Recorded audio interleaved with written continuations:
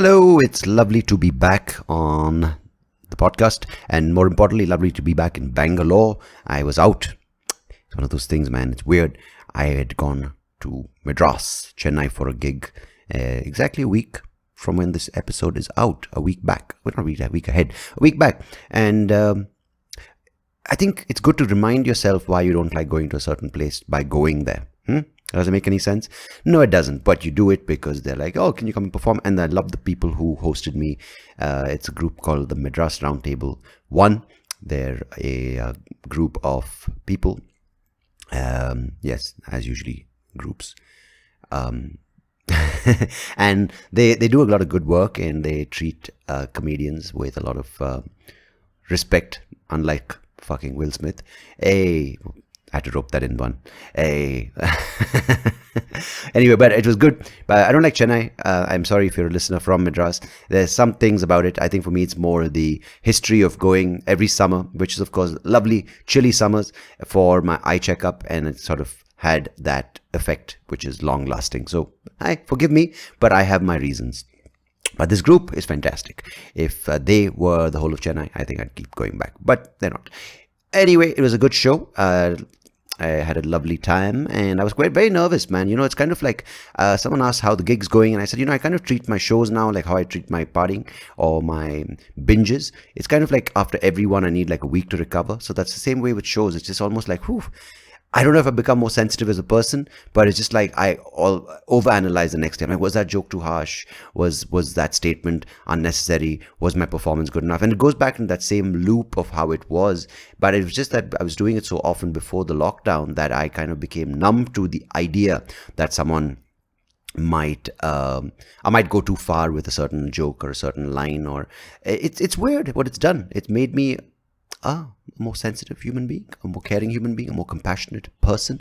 I don't know, but I like the jokes. I mean, I like doing jokes that are not offensive for the sake of being offensive, but that are funny. And I think there's a balance that needs to be struck at some point in my mind, and I'll reach there soon. So that's my new special, which is coming out. The balance needs to be struck, and not comedians.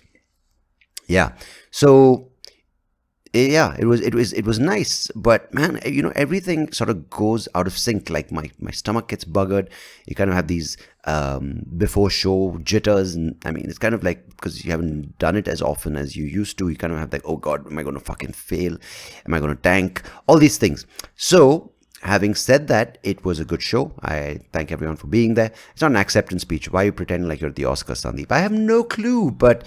It's weird that the Oscars were right up there in the news right after the war in Ukraine. So just like people talk about Western media, this is The Guardian, the newspaper and the app that I get my news from. Of course, it being a publication from the West, and of course they claim to be independent journalists and journalism that is not biased. But who knows? What does that mean anymore? But what I found interesting is you have Ukraine, Zelensky, then you have Biden, like all in the same topic. And then suddenly, Will Smith hits Chris Rock. I'm like, really, is it that important?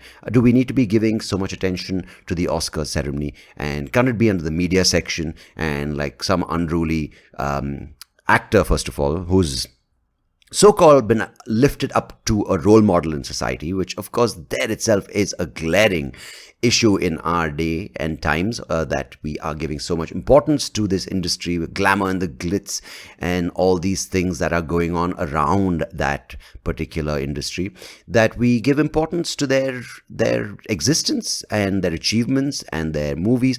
Can't we just take movies for movies? I mean, and reward and award and celebrate and applaud good actors for what they do, which is good acting. I think there are really good actors in the theater as well. Theater, I love saying it. But this, I think, is, of course, a symptom of the problem that we adore these people like Will Smith. Oh my God, he's a larger-than-life character. Like, no, he's just a fucking guy who's an actor. And I think there are other people who are doing great work in entertainment as well, like in the creative arts, in the space that people can appreciate, painters, sculptors. Just like that, you have theater actors and you have screen actors. Why are we doing this? And why have we got to this place where it's such a big thing? And man, I don't know. Am I a judge of these people? No. Am I a judge of good comedy or bad comedy? No, I'm a judge of comedy that I like. But Chris Rock, I don't know. I watched some of his specials. I think he's got some funny bits about wealthy people, rich people. I don't go to him for every special that he launches. I'm like, I don't go to him. He doesn't care about me. But I'm saying every special he puts out, I don't know. I find his voice a little irritating. And yeah, it's kind of voice gets me. And I don't know. For me, and I think for you, it's your personal preference, right? Whichever comedian you like to watch, you watch. And I think you have every right to appreciate that. And I think the comedian has every right to put out stuff that their fans and they like, more importantly, that they like to put. But none of that is debatable. I think that's goes without saying. But, dude, I don't know, man. It's just... It's funny that he went up and slapped him. It was kind of like, what the fuck is going on? Like... this guy walks up and just hits him. And I think at some point, of course, it goes without saying that Chris Rock has really put in his due with the number of hours he's put into comedy shows, the number of years he's put into comedy ideas and specials and touring and road shows. I think at some point he thought he was immune to this.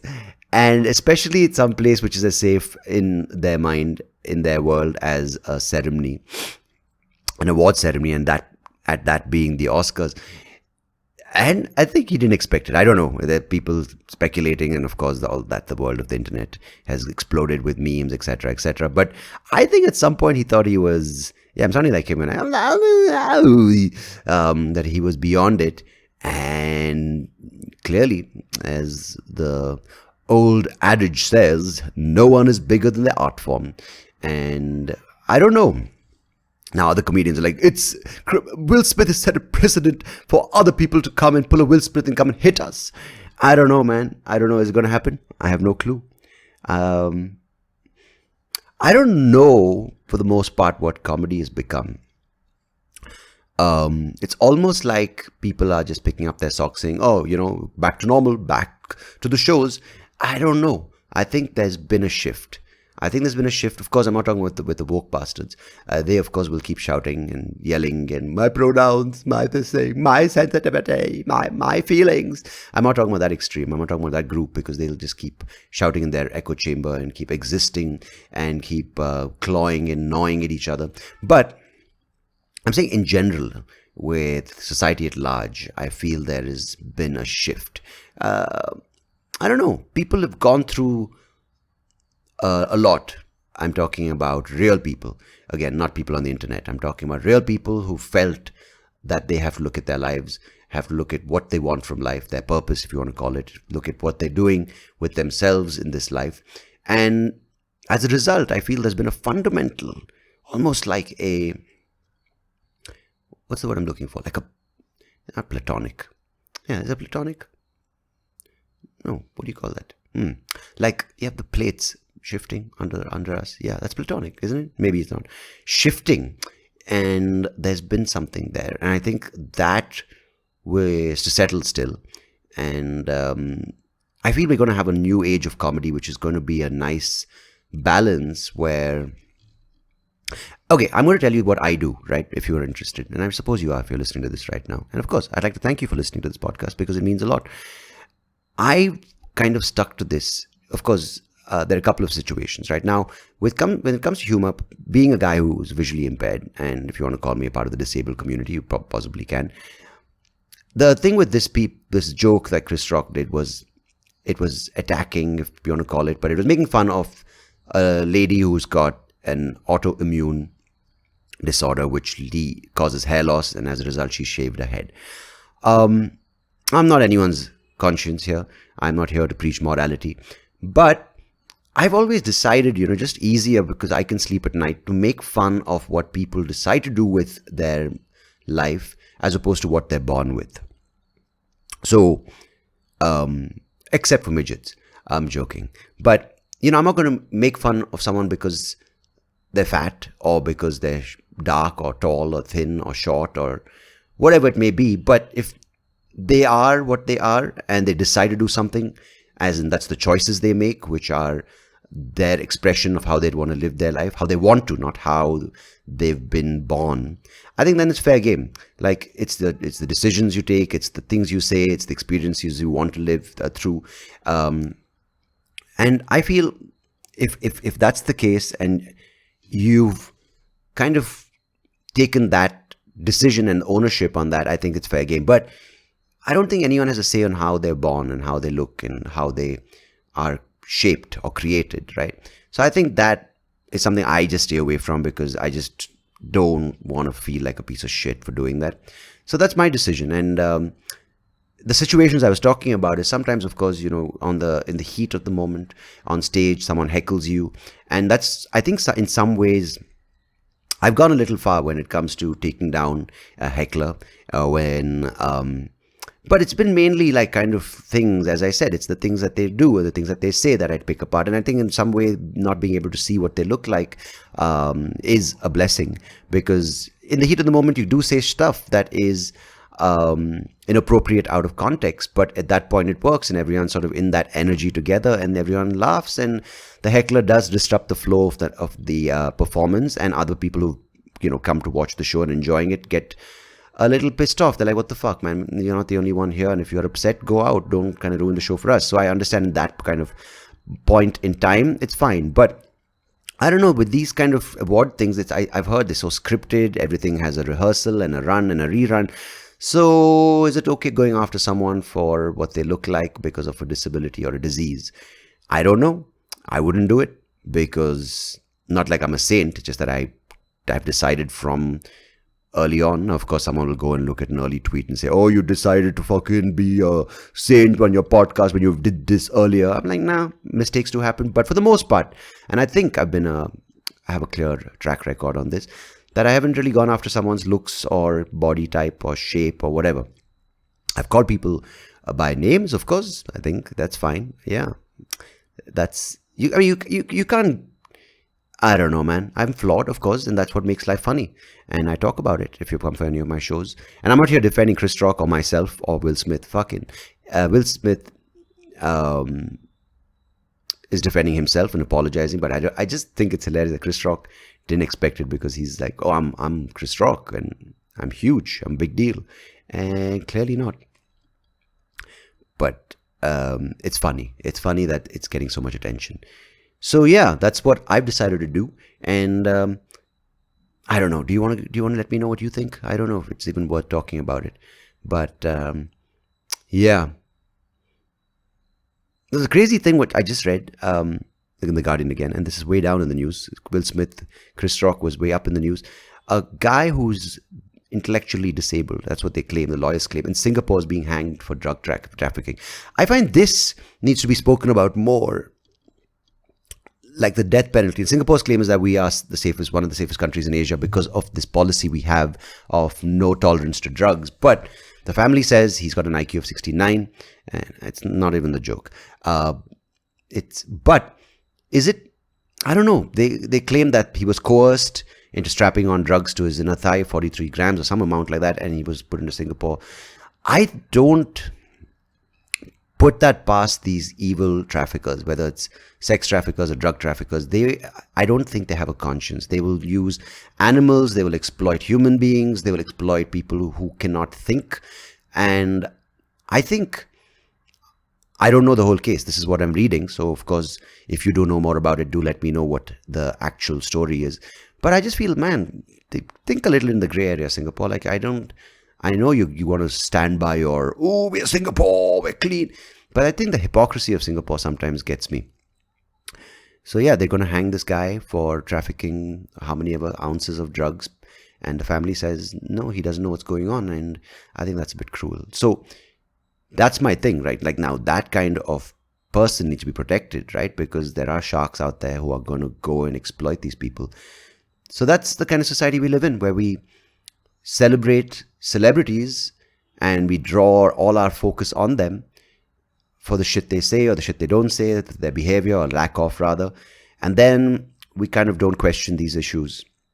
I'm sure there are groups out there, human rights groups, anti-death penalty groups who are fighting for this person's freedom. But I don't think it's going to happen. So what kind of society we are living in? We are living in, what happened to your English there, clearly? What kind of society are we living in is the question of the hour. Anyhow, let me know what you are thinking about these things that are going on. I'd love to hear from you. You can write in on SoapyRao@gmail.com. You can drop a comment if you're listening to this on YouTube. And you can stay in touch. Just generally say hello and say hi and pass on the link to this episode if you like it and you think someone you know, someone you love will like it as well. Because I've got a great guest coming up right after these few words from our sponsors. No, just me saying hello. But yeah, that's something I've been thinking about. I'll tell you about that on the next episode. Anyhow, Mr. Subramani Lakshminarayanan is a gem of a human being who I got to talk to. He's been with the Deccan Herald for many years. He loves listening to books and writing and expressing his opinions through the form of writing.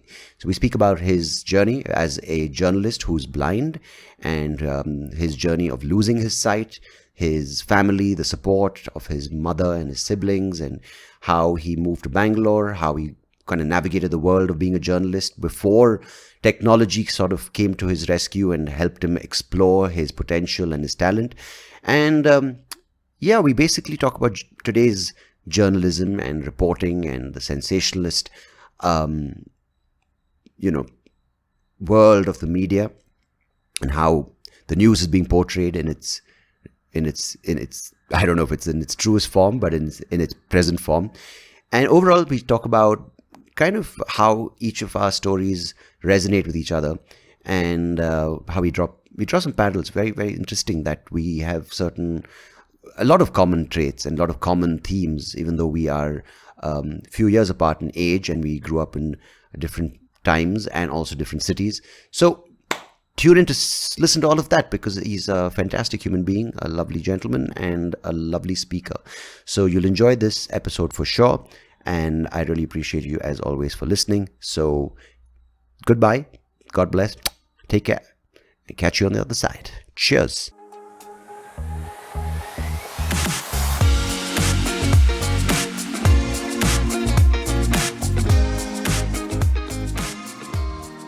Mr. Subramani Lakshminarayanan, welcome to the SoapyRao show, sir. How are you? I'm fine, and thank you for having me. I've heard your comedy. Hope I kind of live up to your expectations. There's no expectations in that sense because my comedy has been a bit rusty over the past 2 years because I think you have to, what's the strange thing is, especially with the online format, it really suits what we're doing now, like having a conversation remotely.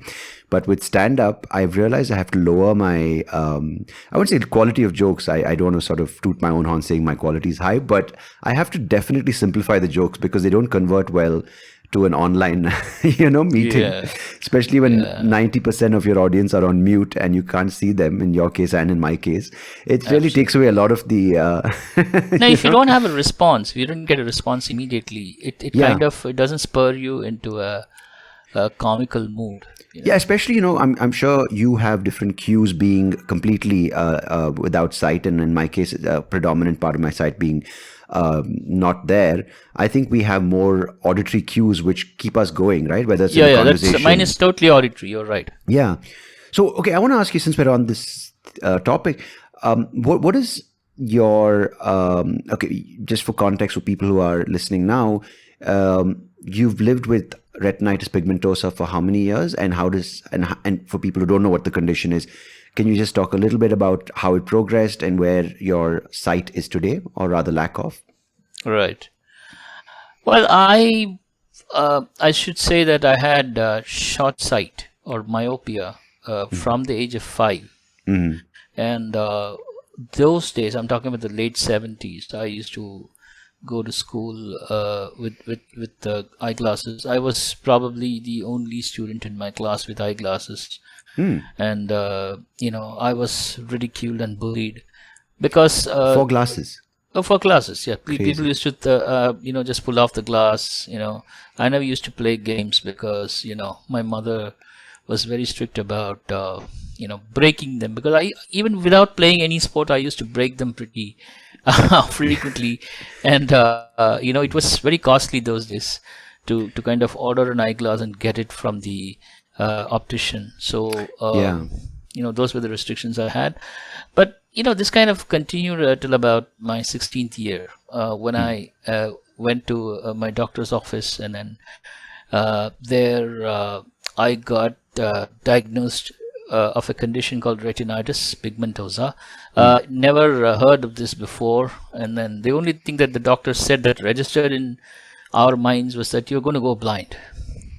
Okay. And that was a shocker, because I was, I am the oldest in my family, and I have two younger brothers and a sister. And so there were a lot of expectations, hopes, and I'd carry On your shoulders, yeah. exactly the family tradition, and people expected me to be an chartered accountant. And I was, but of course I wasn't totally buying into those kind of dreams, because I wasn't sure what I was going to do. Yeah. But the funny thing was, retinitis pigmentosa put paid to any of those my parents' aspirations, not mine. Yeah. So so what happened as a result is, like, I really have to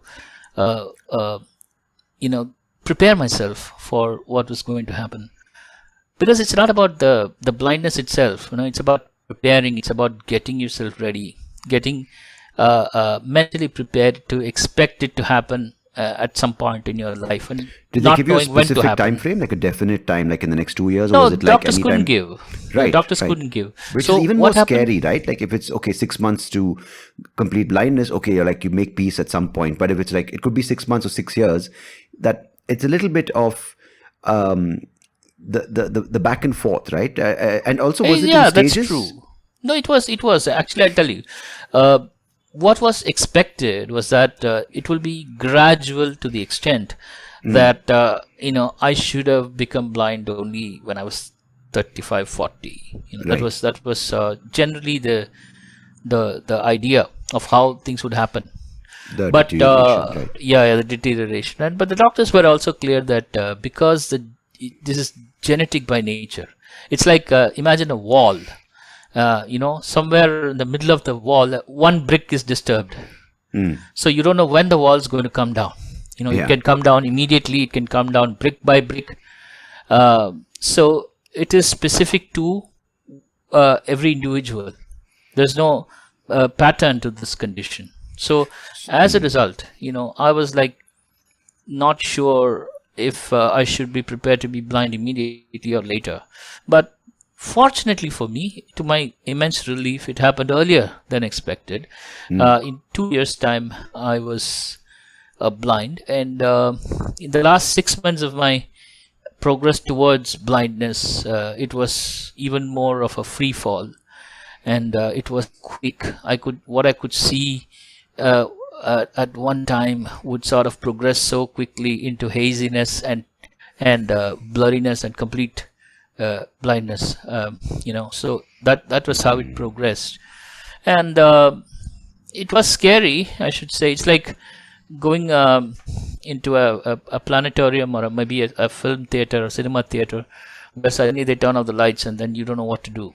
So it was more or less like that. And in fact, that incident also happened in my life. Because of retinitis pigmentosa, it affects your retinal cells.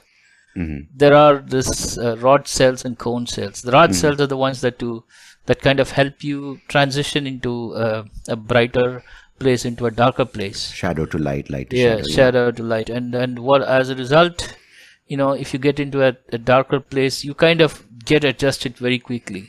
In my case, the rod cells are decaying. So you don't have that transition capability. Yes, I would be totally blind if I go to a darker place. That happened a couple of times. Even before the complete blindness. It was onset. before the blindness. Right. You're right. No, the thing is, it's absolutely terrifying, because I can sort of relate to what you just said. But for me, it wasn't as, stages over 6 months. It was literally overnight, but it didn't result in complete blindness. It resulted in complete central vision loss. But I want to ask you, because I'm interested to find out how you dealt with it, because Many times I talk to my wife and I'm like, it's been 30 years since since the central vision disappeared overnight, but still making peace with certain aspects of yourself. Because I think something which I've realized now is that the visual impairment, the blindness is one aspect of the human being, but there's so many other things which are family, environment, individual traits and personality that also help you cope with it, or rather brush it under the carpet depending on the situation. But I want to hear your thoughts on, maybe just take me through what that process was of how you did you make peace with it immediately? What was the sort of fears you had, the process of those few months of realizing every day the sight is disappearing more and more rapidly, and things you could see yesterday you can't see anymore, and whether that 6-month period, kind of, while it was terrifying in itself at that point, did it prepare you for later on in life and kind of influence the path you took? Well, I should say that naturally I wasn't sure what to expect, because one of the things that we don't have in our society is that we don't have exposure to disability of any kind. Yeah. That's one reason why children grow up and they become leaders. They don't know how to treat a person with blindness or a person with any disability. The initial, or probably the immediate reaction is one of pity, and probably nothing more. They have nothing more to offer emotionally. So I think when it happened to me, it was more or less the same thing. I wasn't sure what to expect of me. Of course, in other people's estimation, I was going down even more rapidly than my eyesight was going down. So people What do you were mean like, by that? As in your emotional state? no, it's basically a person of value. See, Oh, when okay. you have Their when you have perception of eyes, you. Okay, yeah, got their it, got it. perception of me, Okay. and basically what I'm capable of. As if one blindness has suddenly kind of robbed you of the right to be human. And your worth as a individual as an has individual, and this is a this has a severe impact as a kid. It can happen today, and probably I would have managed it better. You were but 16. You were in your teenage I years, was which 16, and formative years. I wasn't sure, what direction to take in life. Yeah. And all of a sudden you have this, and then there's one side people say that there's no point in you going to college or studying. Better that you stay at home and be a safe. Yeah. Be safe. And I was thinking, that's nuts. You're never going to be safe in life. Even if you have eyesight, and even if you have to go around in the chaos that we see in India, you're not going to be safe. So, and then if you sit at home, soon that home itself starts becoming a threatening environment because of the mind playing tricks with you, right? Absolutely. Yeah. No, so this self-worth thing, anyway, we'll talk about that. I want to understand what you felt through this process of understanding your self-worth. But if you could just continue with what that process was. Well, I was the 6 months time also coincided with my leaving school and getting into college. And in college it was all new to me. It was like you're kind of packaged into someone different. Yeah. Blind. Then you have to organize somebody to read books for you, somebody to write your exams for you. You have to record your classroom lectures rather than taking notes. Yeah. And then surround yourself with audio tapes rather than notes and proper paper and book. So it was totally a different life. And emotionally, what happened to me was there was no pressure to perform. And Which may be a good thing. Absolutely, it was a blessing in disguise. And I had my friends around me who were like, that helped. I should say that the friends, the company that I kept, and the whole attitude that they displayed wasn't one of, hey, he's blind, leave him alone. That was not how it was. And it was the contrary. They kind of included me in every mischief that they did, be it going to a movie. I used to have a friend of mine, Johnny, and Johnny was designated my narrator. So he used to sit next to me and especially when it is a Sharon Stone movie. Mm. I remember Johnny squirming at every scene, and I wouldn't leave him just easy. I You would want ask him to every describe detail. every juicy detail of it, and Johnny Nice. would really squirm because it was a very quiet theater. Did you So watch Basic everybody would. Instinct by any chance? Of course, that was the one I was referring to. Brilliant, brilliant. I went through a So similar that was a experience through a therapy for movie called me. what was the movie called? It was called Entity, and it was one Yeah, of these. Oh yes, God, it was a lot yes. of these Sharon scenes. Stone was the sensation of that time, and I guess a lot of us, went after her, especially, the way these guys were raving about her. I developed a few fantasies about her. So, so, Totally, yeah. totally feel you. Yeah. So that was a therapy for me. It was. See, I feel that um, I happen to interact a lot with people from abroad, especially from US, Europe, Australia. They talk about trauma a lot. Mm. And if you look at Indian conditions, we just kind of, what do you mean by that? I mean, I understand trauma in a sense, Yeah. See, suddenly you're getting into an unfamiliar situation. There's a lot of unlearning and relearning to do. Maybe that was what I refer to as trauma. But Yeah. they genuinely rip themselves apart because I guess they don't have the emotional featherbeds, the emotional support that we get in our community, especially in extended families. The way we grow up, we don't grow up with abuse. We either grow up with a lot of love or probably the lack of it, but at least that you find the space to put yourself together. That I don't see in the Western countries.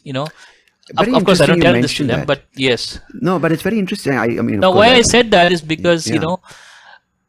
so a lot of people think that with this kind of an experience, I would be traumatized or somewhat emotionally broken or something. That I wasn't.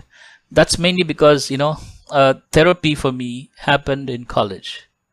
Therapy for me happened with friends, with the education that was provided, and also the fact that I was intellectually preoccupied with Shakespeare or Milton or Dryden or all of those things. I wasn't a literature student to begin with, but when I encountered that world, it was completely absorbing. I completely lost myself, and we used to make fun of each other. We were studying a play called Edward II by Christopher Marlowe, I think so. Yeah, it was Christopher Marlowe, and then so you used to have Duke of York, Earl of blah blah. So you have all those. So we used to kind of call each other the names. So if I come from a neighborhood called Parktown, somebody used to call me Duke of Parktown. I would call him Earl of Pudupet or whatever. So Yeah. so that was a very good intellectual preoccupation. One good thing about my class is also that they were brilliant students, but we never took that too seriously. We were working and playing with equal gusto, So I should say that that was a therapy that was much needed for me. Yeah, it sounds like in India we have a lot of setbacks when it comes to perspective and when it comes to people devaluing your identity and your worth as an individual. That's one side, I think, which happens, and I think that is slowly, hopefully, the attitude is changing. But on the other side, kind of, as you said, there's this family support, which I think I kind of find this an underlying theme with a lot of people I've spoken to who have different kinds of disabilities. It's one member or two, three members in the family who really take up for you, or friends, right? And the kind of attitude to it in that context is, you know what, don't spend too much time in deconstructing or understanding your emotions, but just power through and don't kind of, this is similar. I kind of resonate with what you say, because my mom kind of just did that, right? Said, just do it and do everything you can. Like, don't try to be. I must say that my mother's the same. She Right. was the only cheerleader and someone who encouraged me to be who I am. Yeah, exactly. And the thing is that not was to kind of nice. play the card of I can't see, or the victim card, if you want to call it, or also kind of stand out saying, I'm disabled, but just do it. Just take, and in a way that may be good or maybe not good, but like as an adult today in an environment where everyone's kind of analyzing trauma and saying I'm the victim. And yes, I kind of get caught up in that trap going, oh, was I the victim? What did I go through trauma? But one thing I do want to talk to you about is, how did you deal with this idea of self-worth? Because it's something I had a tough time coping with. And I kind of said, oh, it's my disability which is the problem. And because of this thing that you're not, this narrative around society saying, you know what, we discount you as a human being, which maybe not predominant in my circles, but it was definitely there, saying that if you want to be a part of us, you have to please us. So I want to understand what your approach to people pleasing and validation and self-worth was. It was part of growing up. I should say that what also coincided with my disability was the fact that I held a very unique position in my family.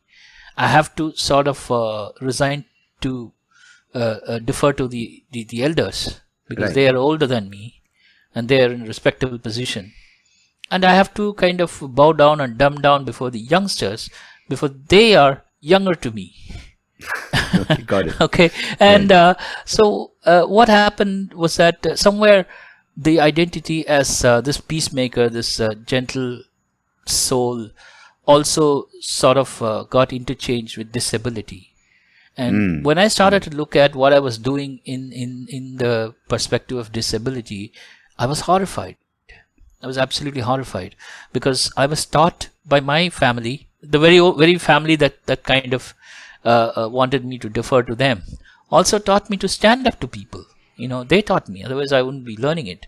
Yeah. So it kind of horrified me. And especially my disability was like, okay, there are 2-3 perceptions about disability that kind of played out in my life. Number one is that you're doomed to fail. If you're disabled, you're doomed to fail. I was furious with that, and I just wanted to break. Yeah. Okay, have I broken it completely? That's another, thing. But I think I ventured out to break it. I could say that safely. Number two is that you are an object of pity. Yeah. And some kind of a kind of a mild ridicule, you can say. But I broke out and I smashed it down too, because I told people that, look, I'm not your plaything. Yeah. I'm not here. That's why I hate the word inspiration. Yeah. I hate the word motivation. I'm not here to motivate anybody. I'm here to live. I'm here to motivate myself. Yeah, and live. Inspire myself. I rediscover myself. Not even any of those. But I rediscover myself. Yeah. But I'm not here to please other people.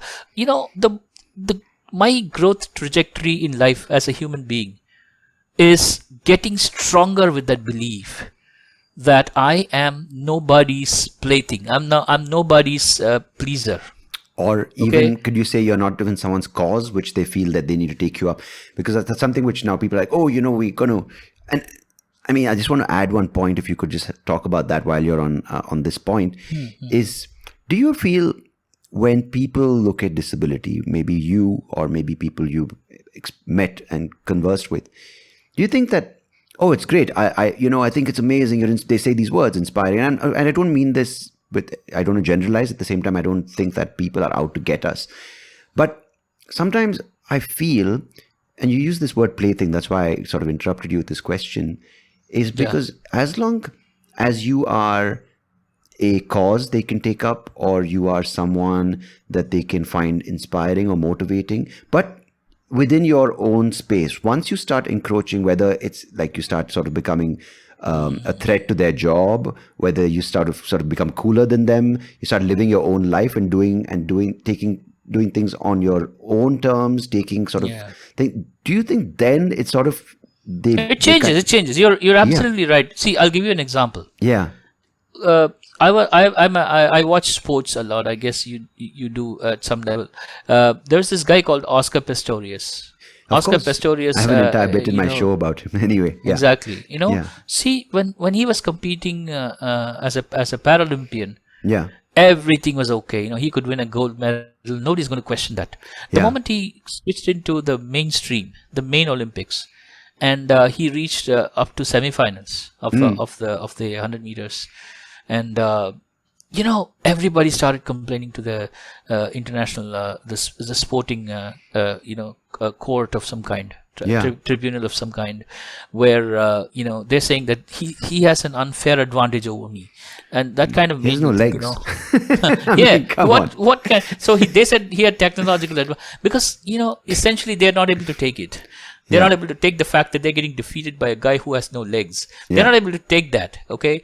So there's another wonderful lady called Natalie Dutoit, Okay. a South African who actually swam. I think either that or Beijing. I think both these happened in Beijing in 2008, where she was a long distance swimmer.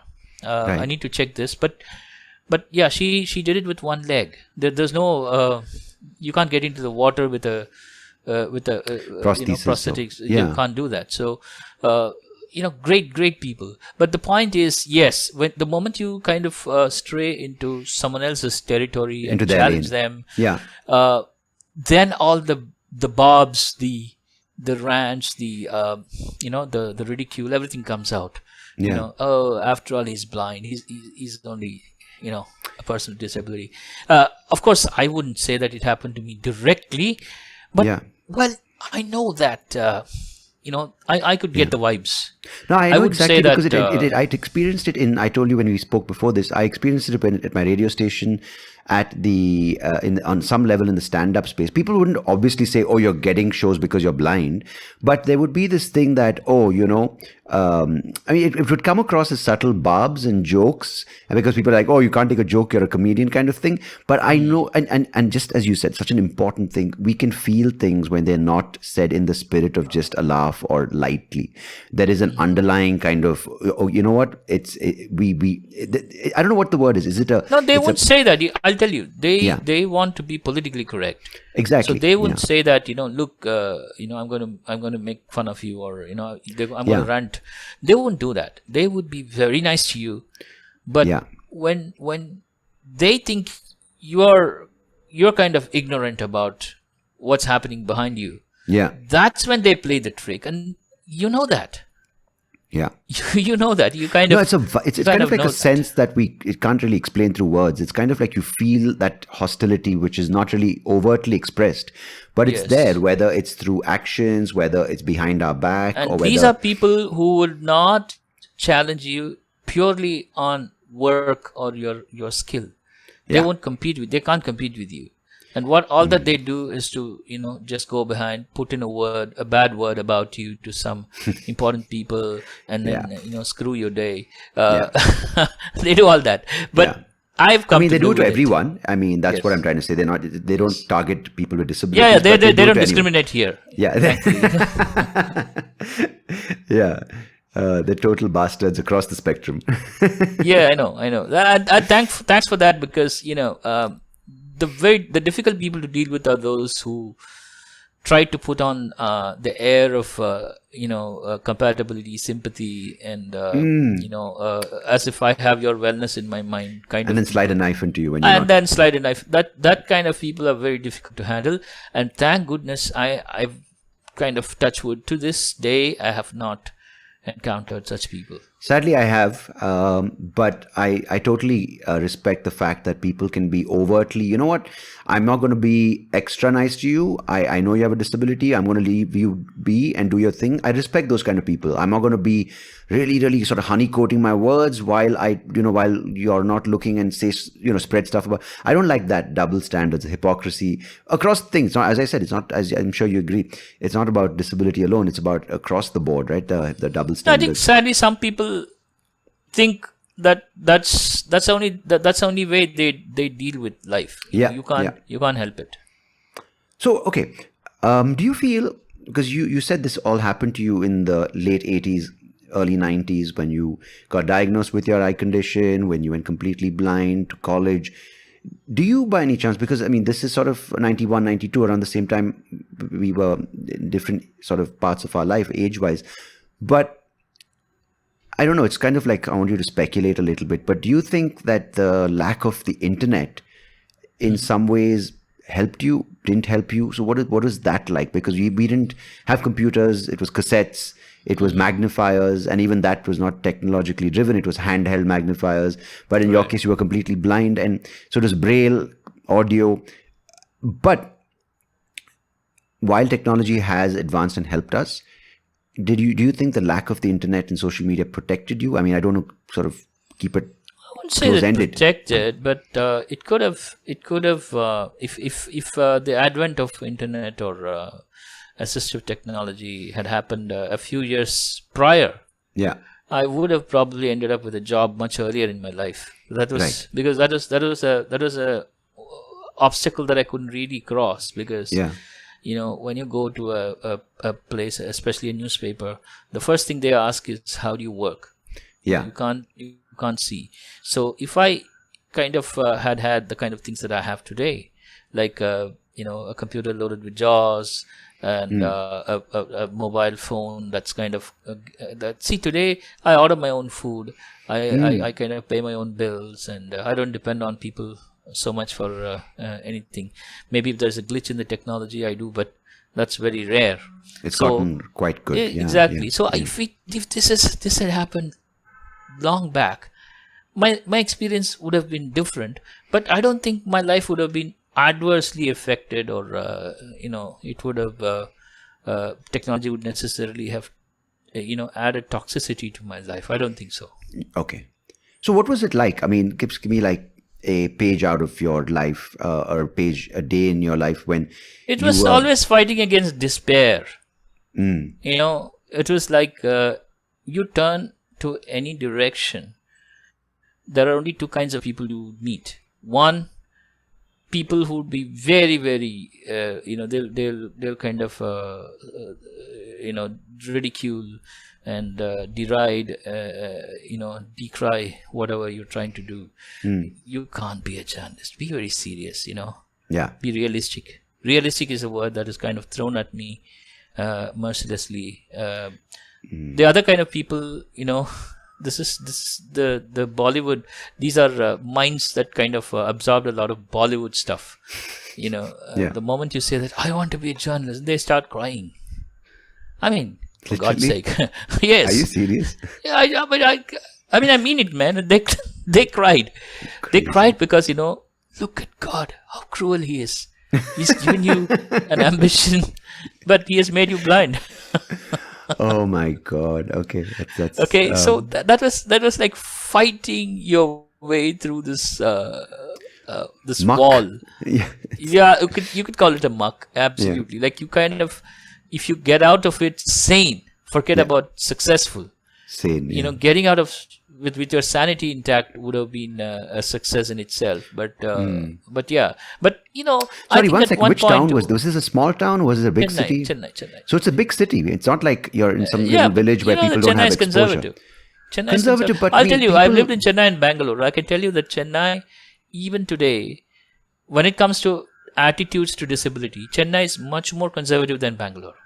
So conservative thank God I got my opportunity in Bangalore. I mean, conservative is not necessarily a bad thing, but Chennai, you always hear, I mean, for people who don't know Chennai, it's Madras. No, Chennai, people want to protect you. See, don't get me wrong. Okay. See, in a good way. They want to, yeah, they want to, oh, you're so nice a boy.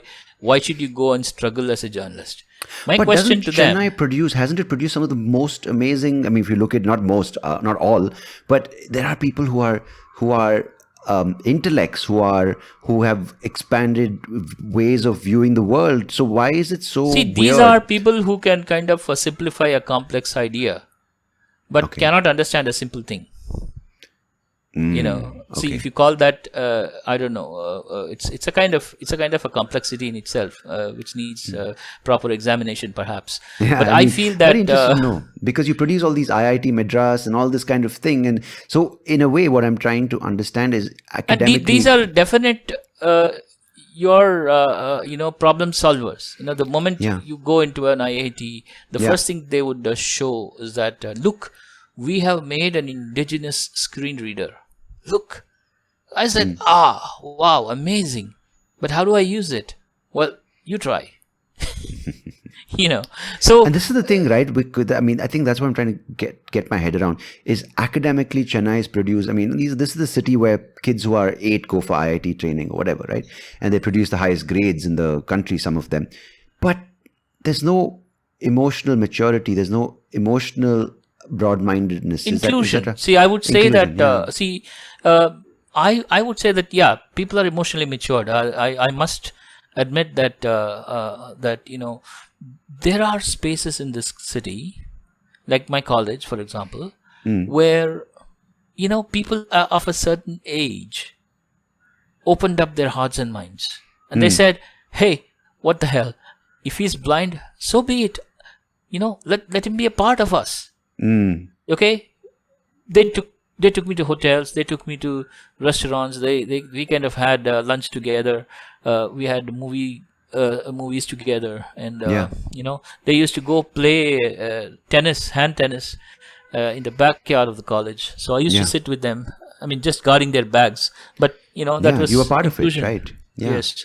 No, I totally get that. Like, friends make such a big difference, and it doesn't have to be institutionalized, but like friends taking you along and being by your side and having your back. I think it's such a big thing, especially Yes. in this environment where everyone's But like, the other problem with your typical professional Chennaiite yeah, is that they are Like that, over right. responsible. Right. They're over. They say the first thing that you go and ask them for a job, the first thing they think is that what will happen if this guy does not perform? I'm responsible for what he's doing, but I can't chastise him. I can't criticize him. I can't give him a dress down like I do with other people. So I can't correct him or change him. So why should I make him a part of my team? That's interesting. So that is another way of looking at it. That's almost like the conservative, the protective thing, Exactly, right? Like they don't exactly, yeah. recognize you as a functioning And then member. why should he even go through that? So you're He's just seen as the happy. blindness. You're not seen Yeah. as the other complexities that go into making you Subramani, the human being. But the only thing they see That's why I is, said when you slide down from the value, Yeah. from being a worthy human being, that's Yeah. what I meant. Because somewhere people think that you are feed worthy.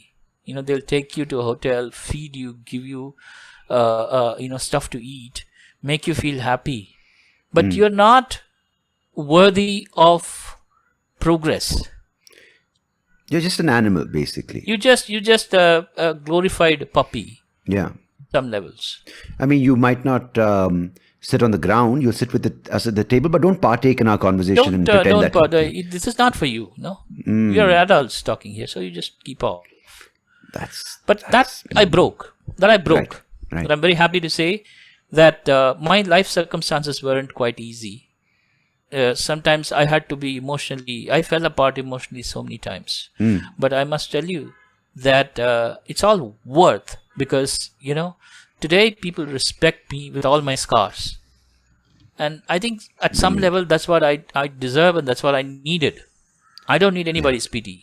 I need respect. No, the breakdown, I think, and this is obviously, I don't want to sound like everything that you've been through, I've been through, but it's important for me to recognize what you've been through, and also recognize in me that I think for people listening as well, that it's this thing of falling apart is not a bad thing, because as long as you can rebuild yourself or use that experience, these are the scars that make life truly, I think, it's easier said than done, I suppose, but it makes the character that much more resilient and stronger, and even more profound in some way, because if you just have it all and glide through life, I'm sure it's great for the people who've got no obstacles, and I'm not saying... I think that it also comes with the kind of people that you live with.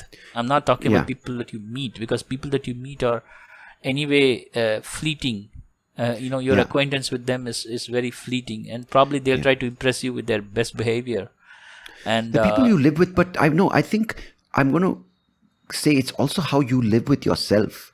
Because if you are living in denial and being a people pleaser, which I did for years, you end up becoming so torn by what's expected of you and what you're doing to get validation from outside that you kind of never address the inside. You are always kind of that person inside is so stunted, is so unsure that it kind of eats you up alive. And I think that's something which you recognize early on, and I fortunately was able to, truly in itself see myself. I must say that the world put the mirror, Yeah, it held the mirror for me. And I must say that, not everything about my personal life has been pleasing enough for me to talk about here. Well, I wouldn't like to. But I must say that what I had gone through on the personal front, it kind of chastened me. It kind of course, it has also created a lot of debate whether, how do you trust people? I mean, are you such a screw up that, you trust the wrong kind of people all the time? There are people who talk about patterns, that you keep trusting people and they backstab you. You keep trusting people and they kind of let you down. Yeah. And what I decided was, there are two things that I've learned. So, okay, by the way, I kind of, a lot of my failures in life also led me into, meditation, positive affirmation, and a lot of those internal this is I should say for about 12-13 years now. Okay. And I started off with positive affirmations, and the one thing that I keep telling, this is before Three Idiots, by the way, so don't confuse it with Three Idiots. So I always used to I wouldn't tell myself dishonor you all with is that. well. All is well, everything is working out for my highest good. Out of this situation only good will come, and I'm safe. I used to repeat it like 1,000 times a day. Why? Because, I think you have to counter your own demons, and you need any weapon, anything will do. You need to have the courage to go through with it. So that happened to me. And when I emerged positively, I would say that not without scars, but positively, what I learned is that, you're adequate. You are adequate. Yes. You don't need another person's validation to be who you are. You know? So I somebody says that you are, you write, XYZ is writing better than you. I said, earlier, Subramani of 15, 16 years ago would have been crushed. Yeah. But these days I say that good for you because you have better taste. So go ahead and enjoy what the XYZ is writing. Because I think when you're subject to someone's validation, while the compliments might be good, you're also subject to their manipulation. Because they can say stuff to keep you off balance. Exactly. They can say stuff to suit them. And that again comes to you being their plaything, right? The puppet that is subject. No, you don't let them manipulate you. See, if you don't want to, so don't expect. Exactly. That's my point. Like if you are making peace with your demons and accepting your strengths and your flaws, you're not subject to these people and their whims and their fancies and their agenda, right? Sure. Yeah. I see that is something that I want to teach people with disability. Because one of the things, it's all easy for non-disabled. One of the problem in this country is that non-disabled people, they generally think they know better than us. They know better, than teaching us how to lead our lives. Yeah. Without understanding necessarily what our unique circumstances are doing to us. What it is to be gradually going blind.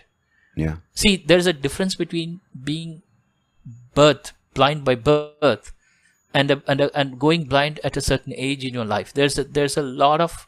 For example, I'll tell you how it affects me. I used to have friends who are born blind. If you let them go, they walk ramrod straight. Yeah. I can't walk. I'll stray. And the other problem is if I'm walking down a corridor, if somebody's stopping me in the middle of the corridor and talking to me, which is very natural, for anybody to just stop, hey, how are you? And then, you kind of have a chat with them. Yeah. And then once the chat is over, they just know where the corridor is because they can see.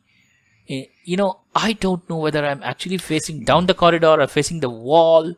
So I'm that facing the opposite side. I time don't that you know. did have sight has not. It's kind. You still have a memory of vision, but I totally get it. I totally Yeah, completely so this understand is what a you're kind of saying. a disorientation Yes, that can yes, happen to me yeah. time and again.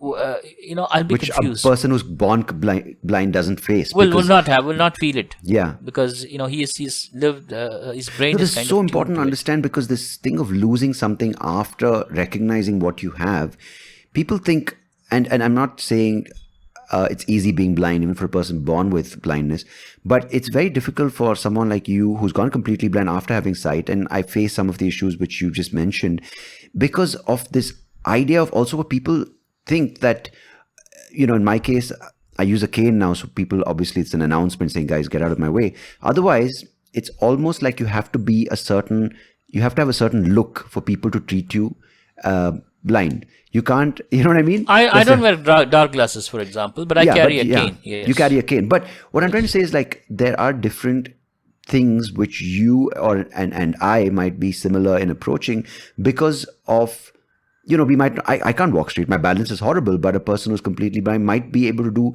a lot more things because the body's and the mind adapts in different ways. So I think for people listening right now who might be disabled with different kinds of maybe vision loss, hearing loss, or whatever the the disability may be, I think it's important to pick up on the things you just said before we got into this particular space, which was this idea of making and facing your demons and going through the part of falling apart and thing. Because if you are subject to external forces, it'll always be at the mercy of their whim and fancy.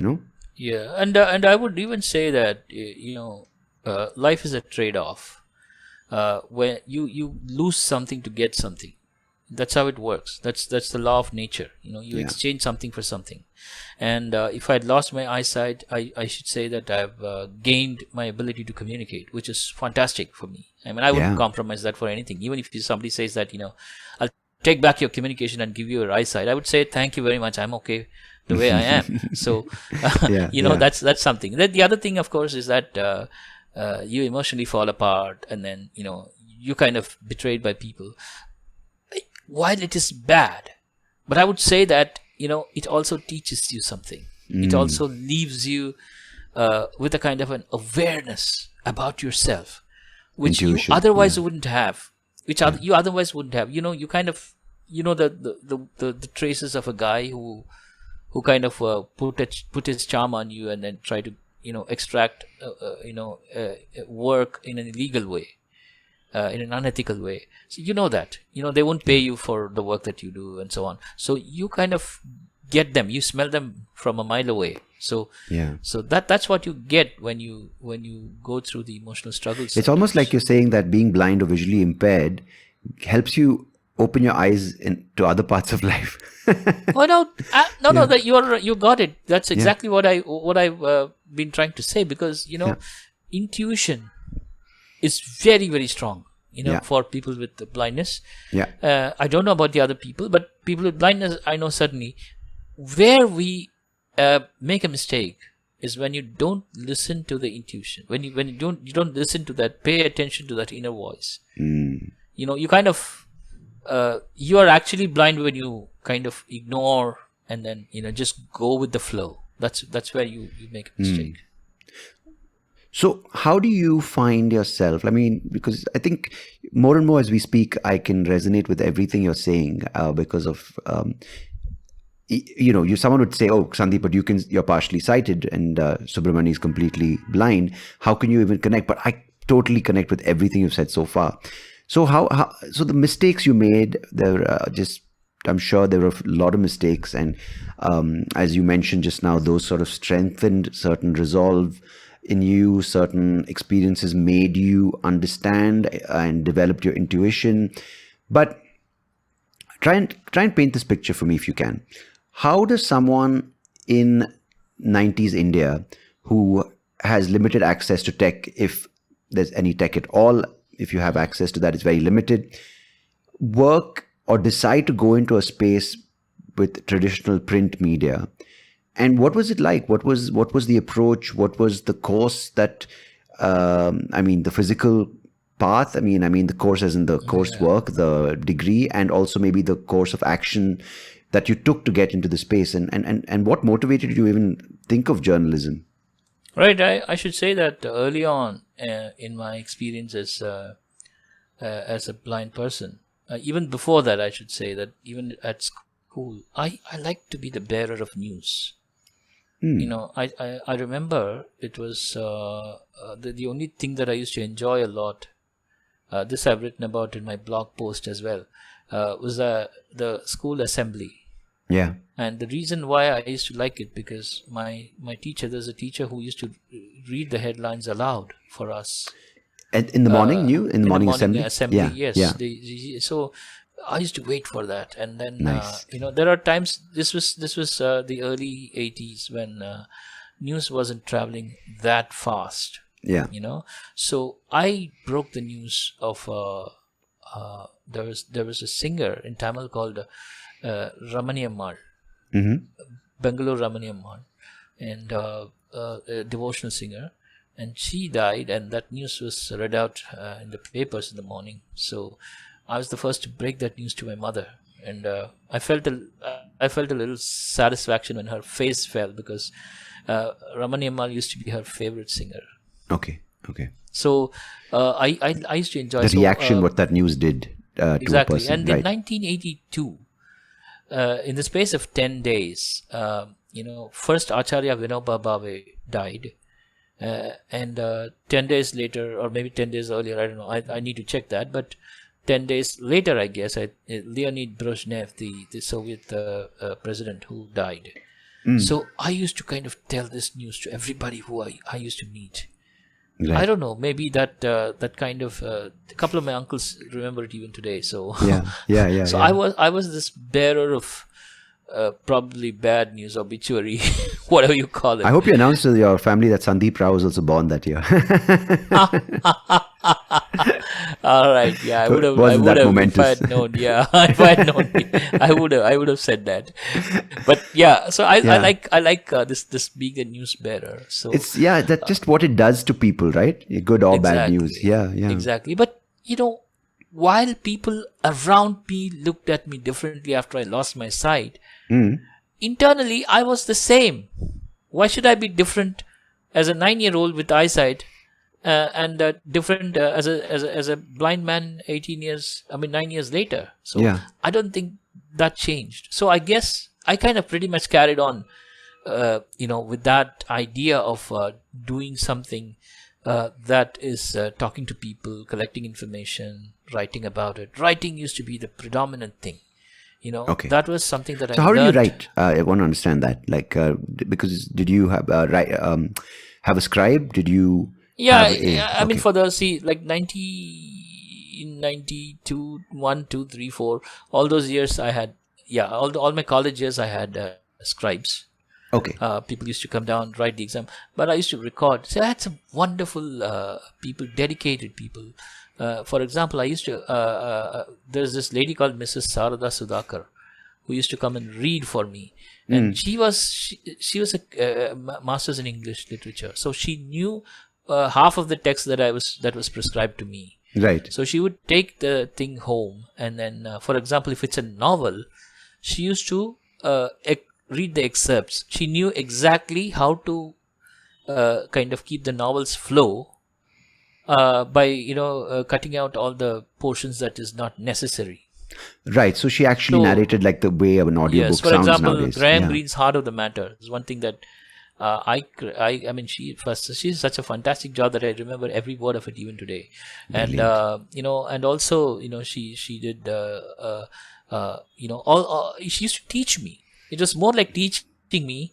This is like taking a private tuition after my classes. So that, I guess, made me mentally compose my ideas and thoughts. See, half the writing is about composition in your mind. That happened even without me using my hands or my physical senses to kind of do the writing.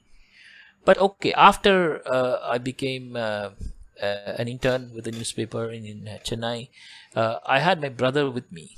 He kind of said that, okay, I'm going to help you launch you in your career, and then I'll go back and do what today he's settled in Japan.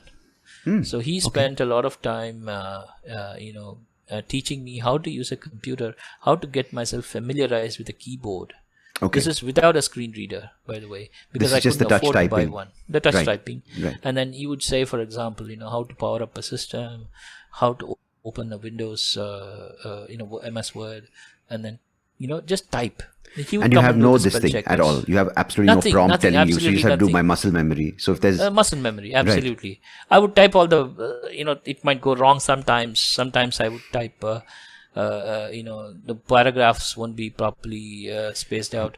No, but did you ever have an instance where you would thought that you've set up everything, you've booted the computer, you've gone to this thing, the steps, and you've typed out an entire thing, and people are like, that didn't open? So many times. Oh. So many times. For example, what used to break my heart was also like you type a 600-word article, and then there'll be a power failure.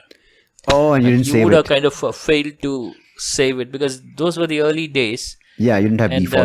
And the UPS that's supposed to keep your computer on for some time would also conk off almost immediately.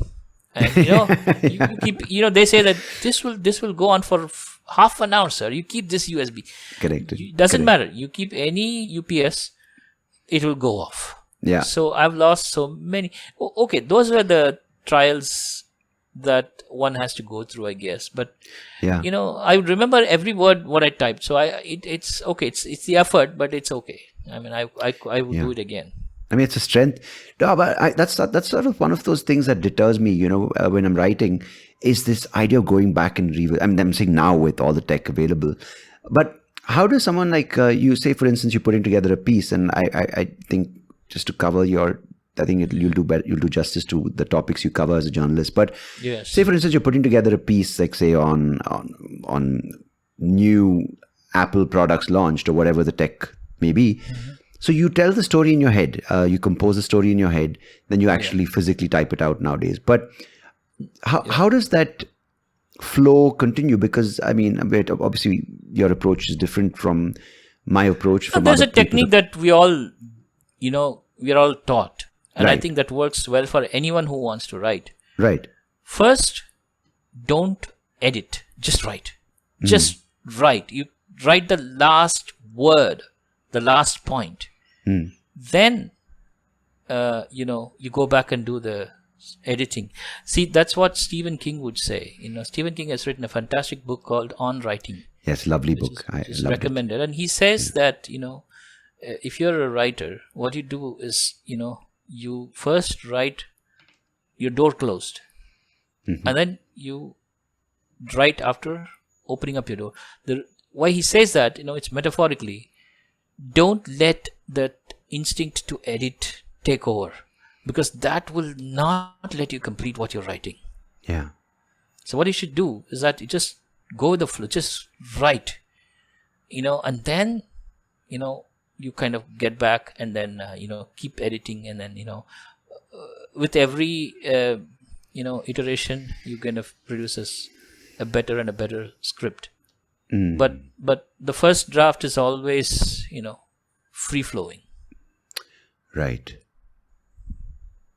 So did you have issues? Because I mean, you said till 16 you could see. So your vocabulary and spellings and all those were good? Oh no, there were issues. Obviously, I remember there was a time. This. I mean, the spellings created a lot of jokes. Yeah, tell me about it. I remember my brother used to type it out for me for some time. So the product was launched. Instead of writing launched, he wrote lunched.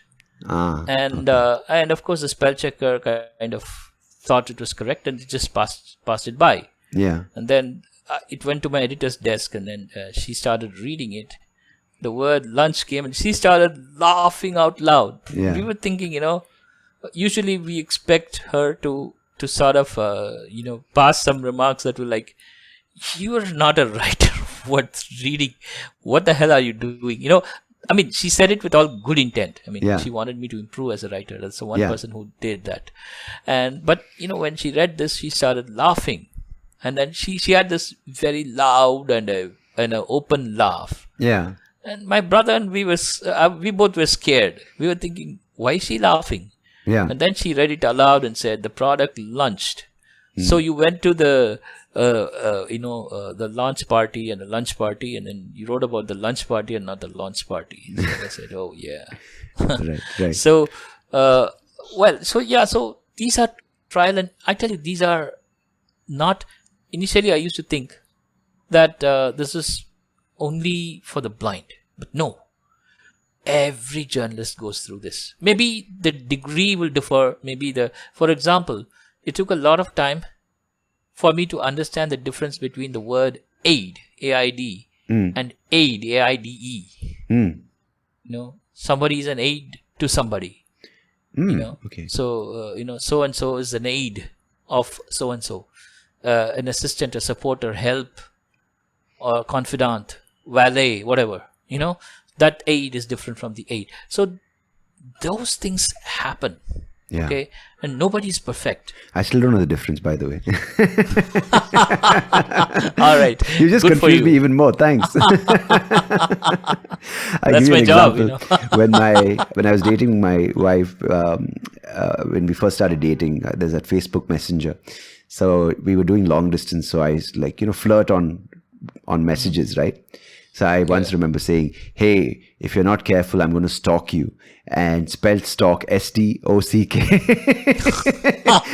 And she replied, saying, "What do you mean stalk? I'm not a broker, Oh, Totally get you. I totally get the difference. I'm horrible at spellings, and sometimes my wife just has a laugh. She's like, "Can you spell this?" I'm like, "Listen, I'm not a little child for you to play with my emotions."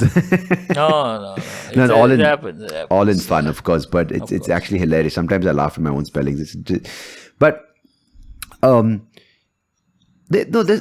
really find it amazing because I think in so many ways, the storytelling, that's exactly what you're doing, right? To get Yes. to the bottom of what drives you every day. Maybe it's disability, maybe it's tech, maybe it's the space.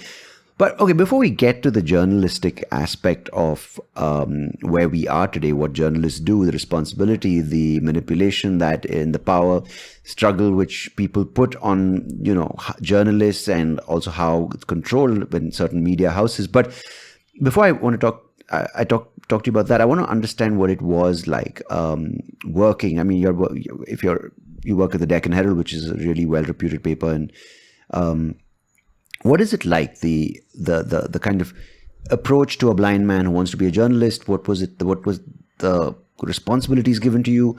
What was the accommodation, the assistance, etc., etc.?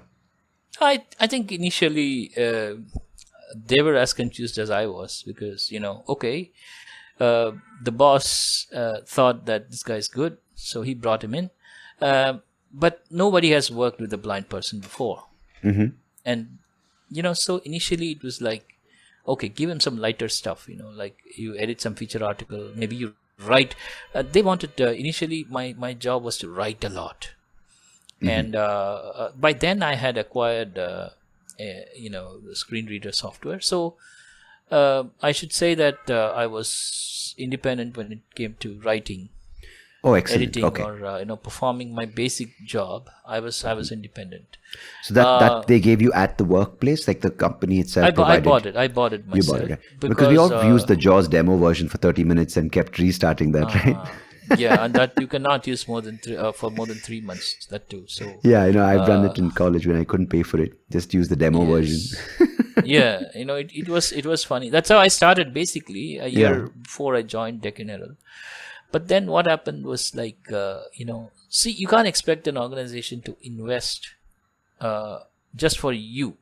Yeah. So I mean, it would have made sense because, JAWS, if you buy one, it kind of, they give 5 licenses, 5 systems you can use. So if there were 5 blind people, it would have made sense to the organization.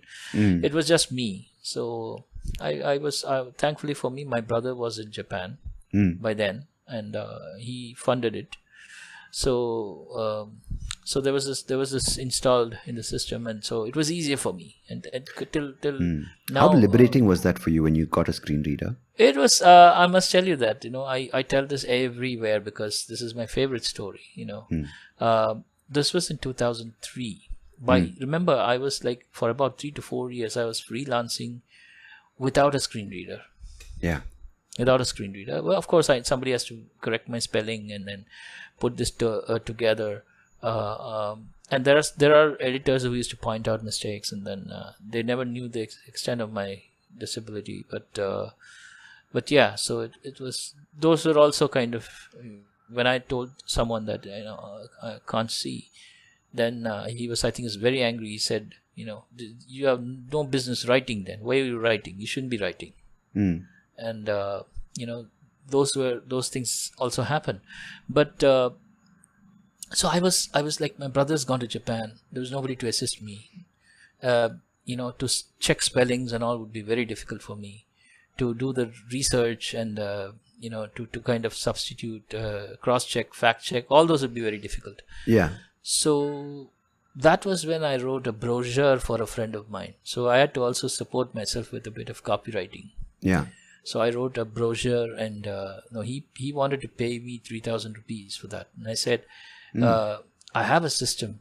I bought a system, in installment. Right. The Celeron used to be the Celeron system. It had a fantastic, Is that the Pentium Celeron? The Pentium Celeron. Yeah, right. yeah. So that was some $2,000 a month. So I used to pay, and what happened was I didn't have a speaker for that. So this gentleman who said he will pay me, I told him, just give me a speaker. That'll help because it saves me time. Anyway, I'm going to buy one. Yeah. And he knew the electronics better, so he bought you mean that like a for sound me. blaster? Like those? It's like a sound blaster, Yeah. And then in fact he gave me a couple of external speakers also. Nice. And then I had to visit National Association for the Blind Karnataka for something. That was when I happened to meet my friend Srinivasu. And Srinivasu gave me the demo version of JAWS. That was the first time I kind of... it was like somebody... someone turned a light on inside my head. And I forgot that I was blind. Wow. I forgot that I was... that's such a liberating feeling. Not liberating. It's like, empowering. It's... The kind of kid, the kind of person inside you, you kind of opened the jail door for him, like he's just walked out, and it was a gush of confidence. It was a gush of power that I started feeling about myself, and within a year of this, I got the job. So it's very clear that technology made such a huge difference in my life. It turned your life around, because I think it just sort of it was inevitable that you were going to do this, but it just expedited the process. It did, and thankfully for me, the kind of field I was in, technology was necessary. I wouldn't say that it would be any different in other fields, but in my field, technology is very, very crucial, because you wouldn't learn it at one stroke. I used to tell people who can see what it is to see the screen and read, and listen to the screen reader. There's the crucial difference. Screen reader puts the focus on just one sentence or one part of that text. Yeah. So you wouldn't see top, you wouldn't see bottom. You wouldn't know, for example, if somebody's giving me a 500-word article. Yeah. I wouldn't, unless I kind of consciously, check the word count. I wouldn't know that. Yeah. It's 500. I would assume that maybe it's a shorter one, or maybe, if I'm prepared, if I know the kind of writing that a journalist or a writer does, I probably would know. But otherwise, I wouldn't know. Mm-hmm. Whereas a person who is seeing can comprehend the size just by looking at the screen. As a result, what happens is that sometimes these are the early days when I never learned how to circumvent this issue. You would leave out a couple of paragraphs below because you never thought it even existed, and then sometimes you give a headline, and then there's something that's stuck on the side.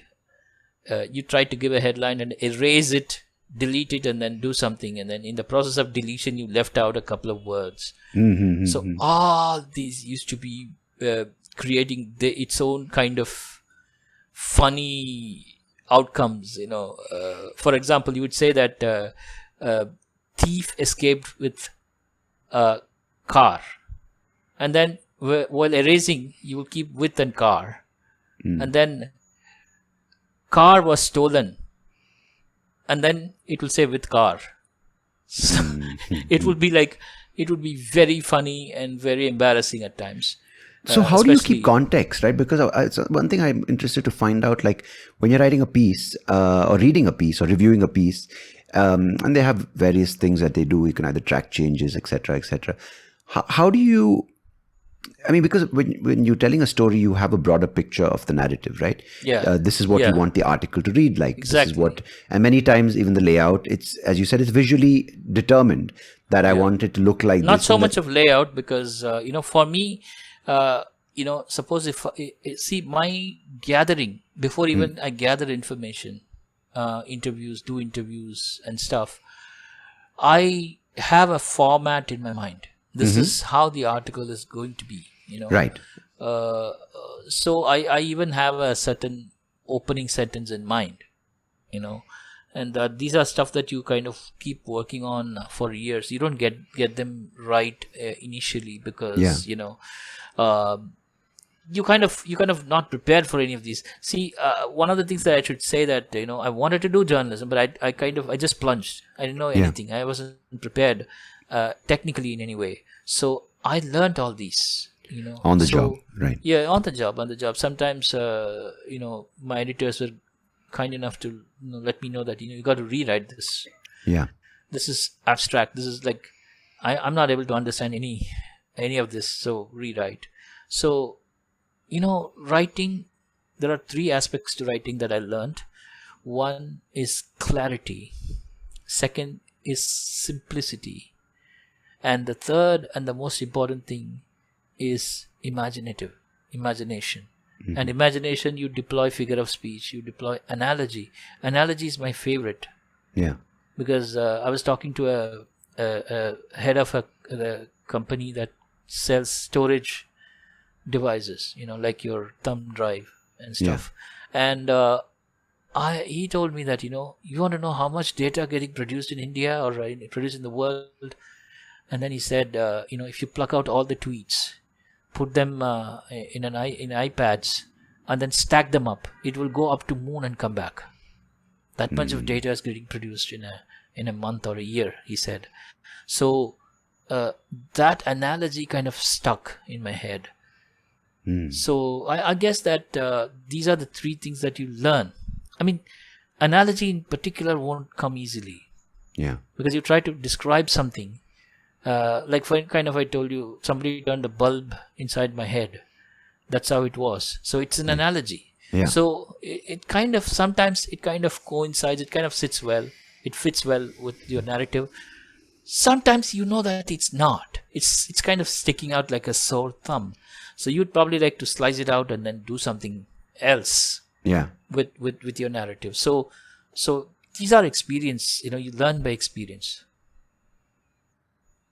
Makes, I think, the experience so important, right? It's these are tips that... See, writing is a work in progress, Sandeep. I may be ahead of somebody. Yeah. But it doesn't mean that I have mastered writing. It never happens that way, because it's very subjective again. You might like my writing. Somebody else may not. They think that, I have certain standards. I hold certain standards. And, if you don't live up to it, they may not. For me, the very simple standard that I have is I have to communicate what I'm thinking.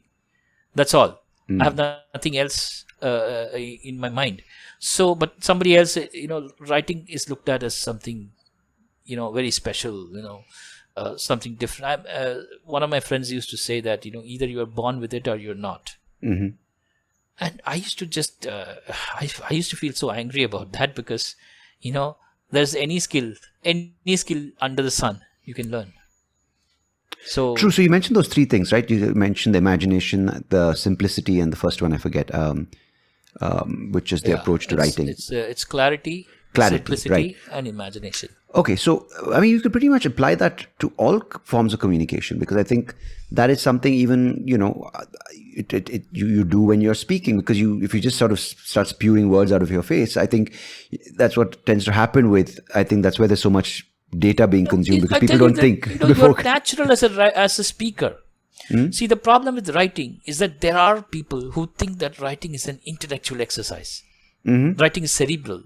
Yeah. And then they kind of try to use all kinds of complicated words and phraseology and try to sort of show that they are superior. Actually, that's something you said earlier, right? Where people take simple ideas and make them complex, but they can't express simply.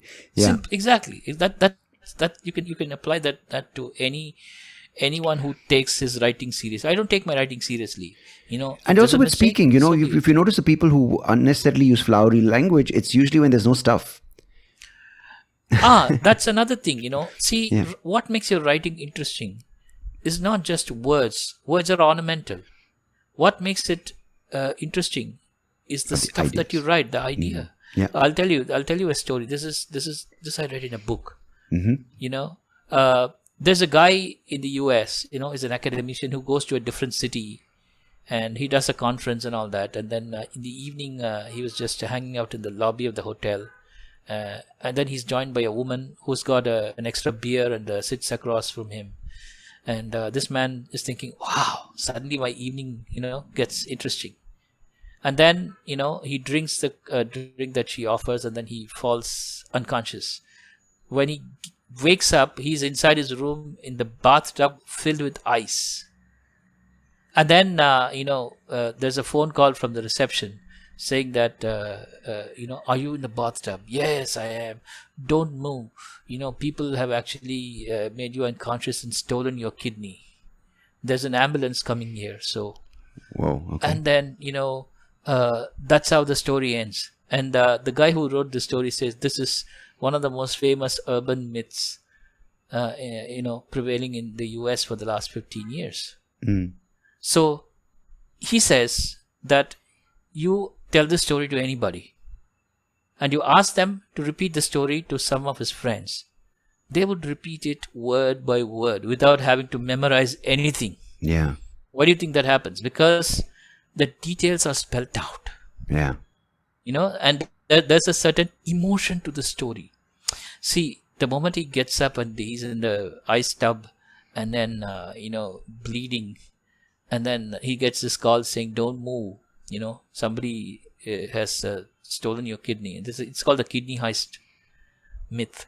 Yeah. So I feel that the content is more important. I'm not saying you should lie. I'm not saying you should sort of sensationalize. But I'll tell you, I interviewed a friend of mine, and I'll give you a little process of how it happens, how I profile people. Yeah. So this guy spoke about he's like any blind person. He struggled in his life when he came up, and then one thing he said kind of got stuck in my head.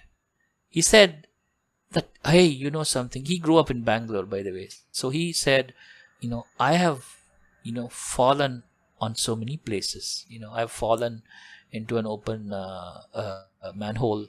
I've fallen over, this fencing. Yeah. This thorn fences. I've fallen over bikes, parked bikes, and hurt myself, and so much that my leg is kind of crooked now. So I started by saying, this gentleman knows the pain of falling. Yeah. And he has fallen in so many places, on a thorn of, fence, a thorn fence. He has fallen under, inside an open manhole. So what happens is you kind of, if you're a reader, you kind of surprised because, and then I never say that, someone is blind. I don't use that sentence. I say that, this happened to this man. By the way, he's also blind. it happens to be not the reason. I mean, in the Yes. sense, it is the reason, Yes. but it's not his leading identity. It's not his identity. Yes, yes. Yeah. What happens is tendency in the media, news media, especially the people who kind of see, they always insist on putting the fact that in spite of his blindness. So I was going to ask you, what is this going on? I think with a couple of things I'd like to go into now is this labels that kind of people use, whether it's with the gender, whether it's with disability, whether it's with sexual preference, and kind of the media being the sort of announcers to the world, picking up on it. And it's become, and of course, I don't want to take away from the really good journalists out there doing really good work, be it the investigative journalists, be it the reporters reporting facts. But there is a huge trend where people are sensationalizing the truth, or hiding the truth, or maybe even lying. And of course, there's a lot of other stuff which it's a rabbit hole. It's called fake news. Fake news, exactly, which is being sponsored by certain institutions, etc., etc. But Yes. can we just start with this thing of dehumanizing people by using labels? And do you think, as a journalist, that power lies with you, and how it's being, I wouldn't say abused, but being misused? No, I would say that, see, when it comes to disability issues, I feel that there's the tendency to oversimplify. When you try to oversimplify things, you are kind of you kind of absorb all the labels, all kinds of cliches that you commonly see. And sometimes it's a limitation on journalists because they write inside a deadline. They have a deadline constraint. So I wouldn't say that it's that easy, but I think people also should consciously realize that certain words, certain phraseology, certain depiction kind of turns out to be very negative. And I'll tell you, I'll give you my example. Whenever I see, I do editing of crime stories. Okay. And whenever I see the word victim, I just cut it off. I mean, as much as possible. At least 8 out of 10 stories I do, I cut off the word victim. Yeah. Because victim is such a bad word. I feel so, it's a cringeworthy kind of a word. Like inspiration. Yes, like inspiration, you could say. Yeah, in fact, somebody's called it inspiration porn. Yeah. So it's because you're kind of compelled to watch it like the pornography. Yeah. So I feel that you have to consciously weed out this cliches. I know that there's constraint. I'm not saying that it's easy for any journalist, but I feel that they should take the responsibility to do it. Sometimes they're not even aware of it. That's the sad part. No, because the same kind of people. And of course, this is, you hear talking about woke culture, PC culture, and then kind of insensitive to, I mean, it's almost like, in the process of trying to check all the boxes and not be cancelled by anyone, you kind of dehumanize the word from the person.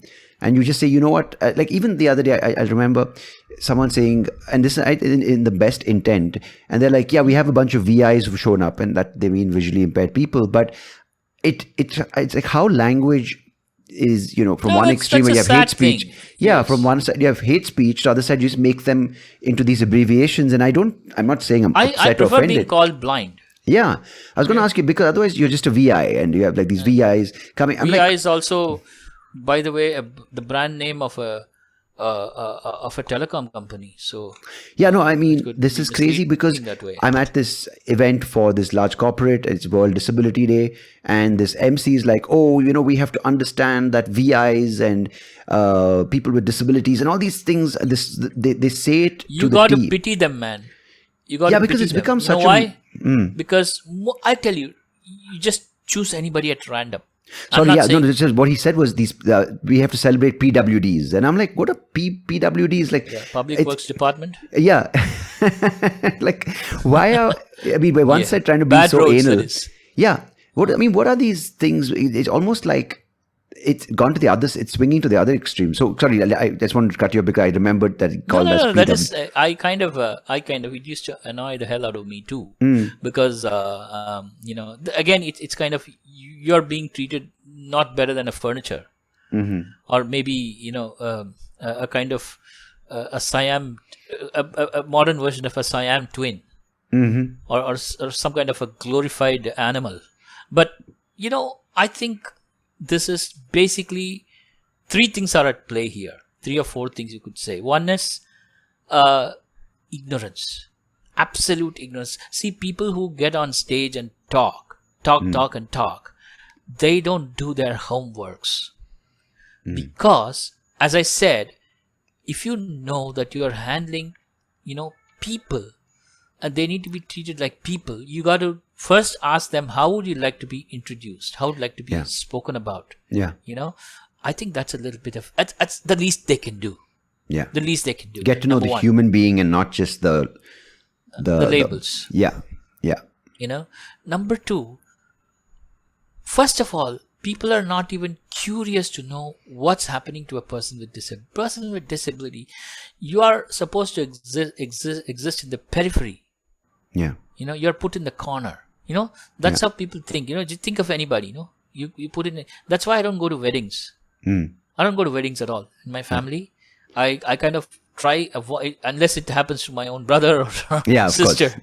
I would go there because the first thing that happens is they put you in a corner. I hate that. Don't come in the way. Yeah. No, don't come in the. No, you're disturbing. You're disturbing other people. Disturbing the proceeding. I said, what the hell? Let me disturb what I want to. Yeah. I'm here to. I can say this to my own family, but I can't do this to other people. Yeah. Especially when they don't want me there. Yeah. So that's another thing. So you are easily cast aside, and suddenly imagine if these kind of people have to be given prominence for that one day. Yeah. People don't know how to react to it. Yeah. So third thing is that the fact that people think it's fashionable to use these. This is after all the text messaging culture. Yeah. You don't say oh my god, you say OMG, SMH, and ROFL. So this generation is like that. So you can't expect anything better. And the funniest thing is, after all that PWDs and VIs and all that thing, that nonsense that was going on, I get a message from the same guy who's the MC/event coordinator, and he's like, can you issue an MC? Yeah, in more ways than one. Yes. And he's like, can you, someone in the audience at this company got upset with one of your jokes. Please, can you write an apology in WhatsApp? I said, I don't apologize for my jokes because they're jokes. And the day you start apologizing for jokes, there's something clearly wrong with society and not me. Yes. And I want to ask you about journalism, right? Of course, this is not generalizing, but what is the future for it with all this? Limitations on language, on words, on people getting offended, and you marry that with, I don't know why I'm using this word marry so often, but anyway, use that along, you sort of place that along a society where everyone has an opinion, everyone has access to tools where they can blog or they can do a podcast.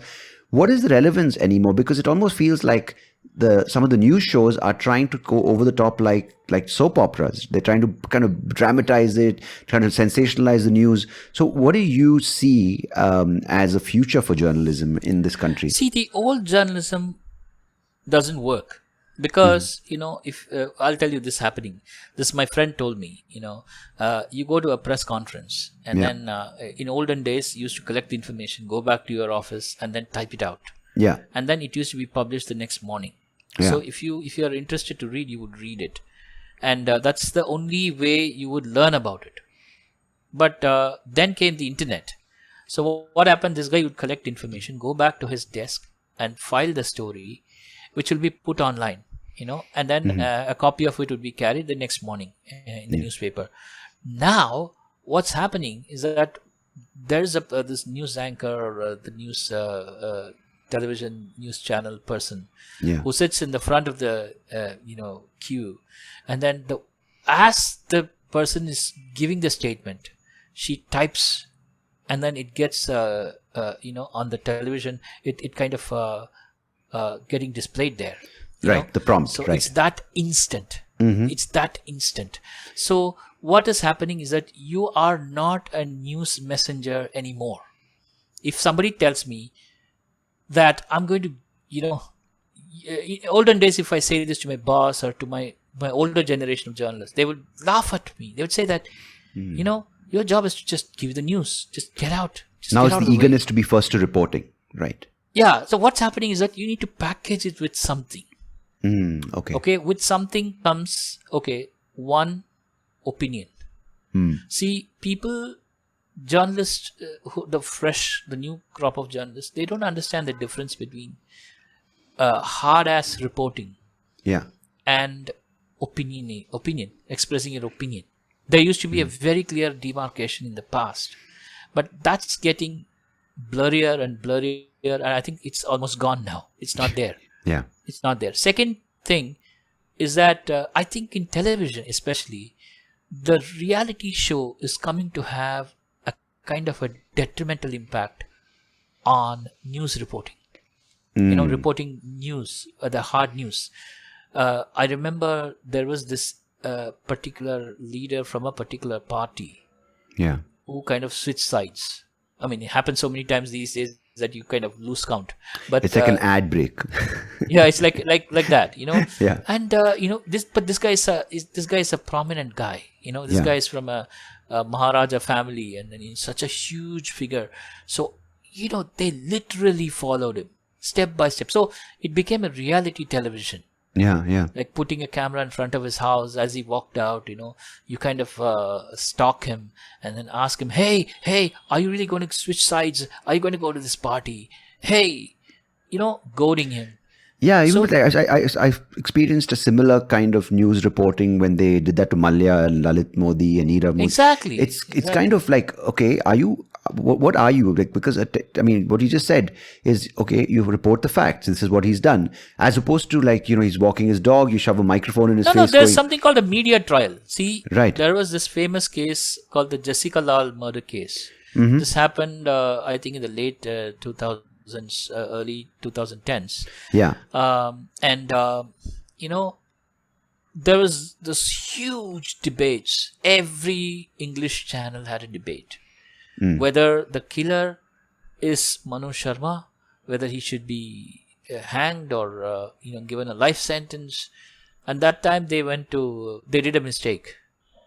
They went to Ramjet Malani and asked him, because he was representing the accused. yeah, So there was an interview. He asked a very simple question. Now, who are you to try? There's the court. There are Yeah. laws. There are a set of laws yeah, that will be applied to decide what is the truth and what is not. yeah. And who are you? You're just holding a guy by the scruff of his neck, Yeah. and then holding a media trial. So And even the media jurors who are trials- watching it will get biased because they're supposed to be unbiased. absolutely, Yeah. absolutely. And okay, now can you say it is wrong or right? We are not here to judge, because if you read John Grisham, you know that such things happen in the US as well. I mean, I happens think we everywhere learned in it the from world. there, especially I the think media. we learn all the bad things from the US anyway. Yeah, So even though there are some there good are good things but- to learn, we seem to be picking up all the bad trends. Yes. Like And, shout louder as opposed to speaking the truth. I think that's become one of the things I've and noticed. use all the profanities. Yeah. Which I hate actually, because in my opinion, if you use profanity, basically you don't know how to express yourself. You're not intelligent enough to express yourself, and you have no business holding a mic. I'll challenge you at that point, not because I use profanity, but what I mean is, Yes. I know the difference of when I started out doing stand-up, that it was just cool to use, words with, MF or, whatever the word is.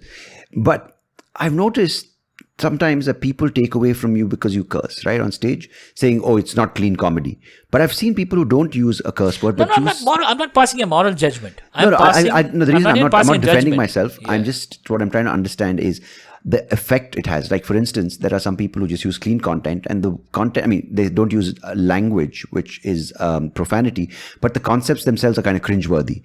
But I've noticed over the years, I'm agreeing with you. I'm not trying to justify, but sometimes it just makes for a good punctuation, and that's where I'm sort of stepping in. Use it sparingly. Okay, be Yeah, my but guest. I totally if you see the want to use it difference. I sparingly, used to no use problem. it so often, Yes. it takes Yes. away from the content, and that is wrong in any language. If it takes away from the idea, Imagine if you have to be beeped. Yeah, Every second word, if you kind of exactly. curse, Exactly. That's it's difficult. Absolutely, because you see the value. Even in profanity, there's value. If you use it effectively, it really hits hard. But if you use it I'll as tell you. yeah, I'm going to use it. This is from a novel that I read. My favorite line. yeah, Okay, so there's an investigator and a superior officer who are having a conversation, who are otherwise friends. So the superior officer tells the investigator that, hey, Paul, I know to an extent what you're trying to do, but, things are getting ahead and you should arrest the guy who you suspect to be the killer. Then he says that, no, I can't do it. I have to go through the process, because if the guy who I arrest happens to be not the killer, then I'll be in trouble. And then that guy gets frustrated. The superior gets frustrated and says, have some balls. And then this guy gets angry and says, F you. And then he says, hey, don't forget that you're talking to a superior officer. And then he says, F you, sir. yeah, yeah, I enjoyed that part. Yeah. See, what I'm trying to say is that profanity in a context. See, there's a context to what's happening here. Yeah. If you're going to use profanity in a kind of context like this, I understand. But if you want to just show off that you're a cool dude, yeah, then it's a problem. And then Yeah. if you want to show that, I express my anger only this way, then you're an idiot. I don't want to listen to anybody like that. But and that's exactly why I brought that up in stand-up, is because that's where I was when I started off saying, wait a second, I can hold a mic publicly and curse. To nowadays, I might use it, but I know why I want to use it, because it might express genuine frustration, anger. It might even be, as you said, like in this context, it may be, for humor relief, but not for shock value. yeah, I mean, Yeah. it's not for shock. See, the thing is, some people combine profanity with the tendency to be on a high decibel, and they try to achieve the shock value. But for me, they hold absolutely no reverence or respect, because for me, they have no stuff. Yeah. They're that kind of high decibel is like kind of echoing Which- in their Which head. you see a lot in the news programs. As the louder you get, they think the more legitimate you are. I It's know. I nonsense. exactly mean that. I exactly mean what you're talking about. Because, see, first of all, there is a decorum. See, even you and I may be debating about something. You may be sitting on the opposite sides. But there is a decorum. There's turn taking. You take your turn and I'll take mine. And, an intelligent debate is weighing a person's arguments against the other.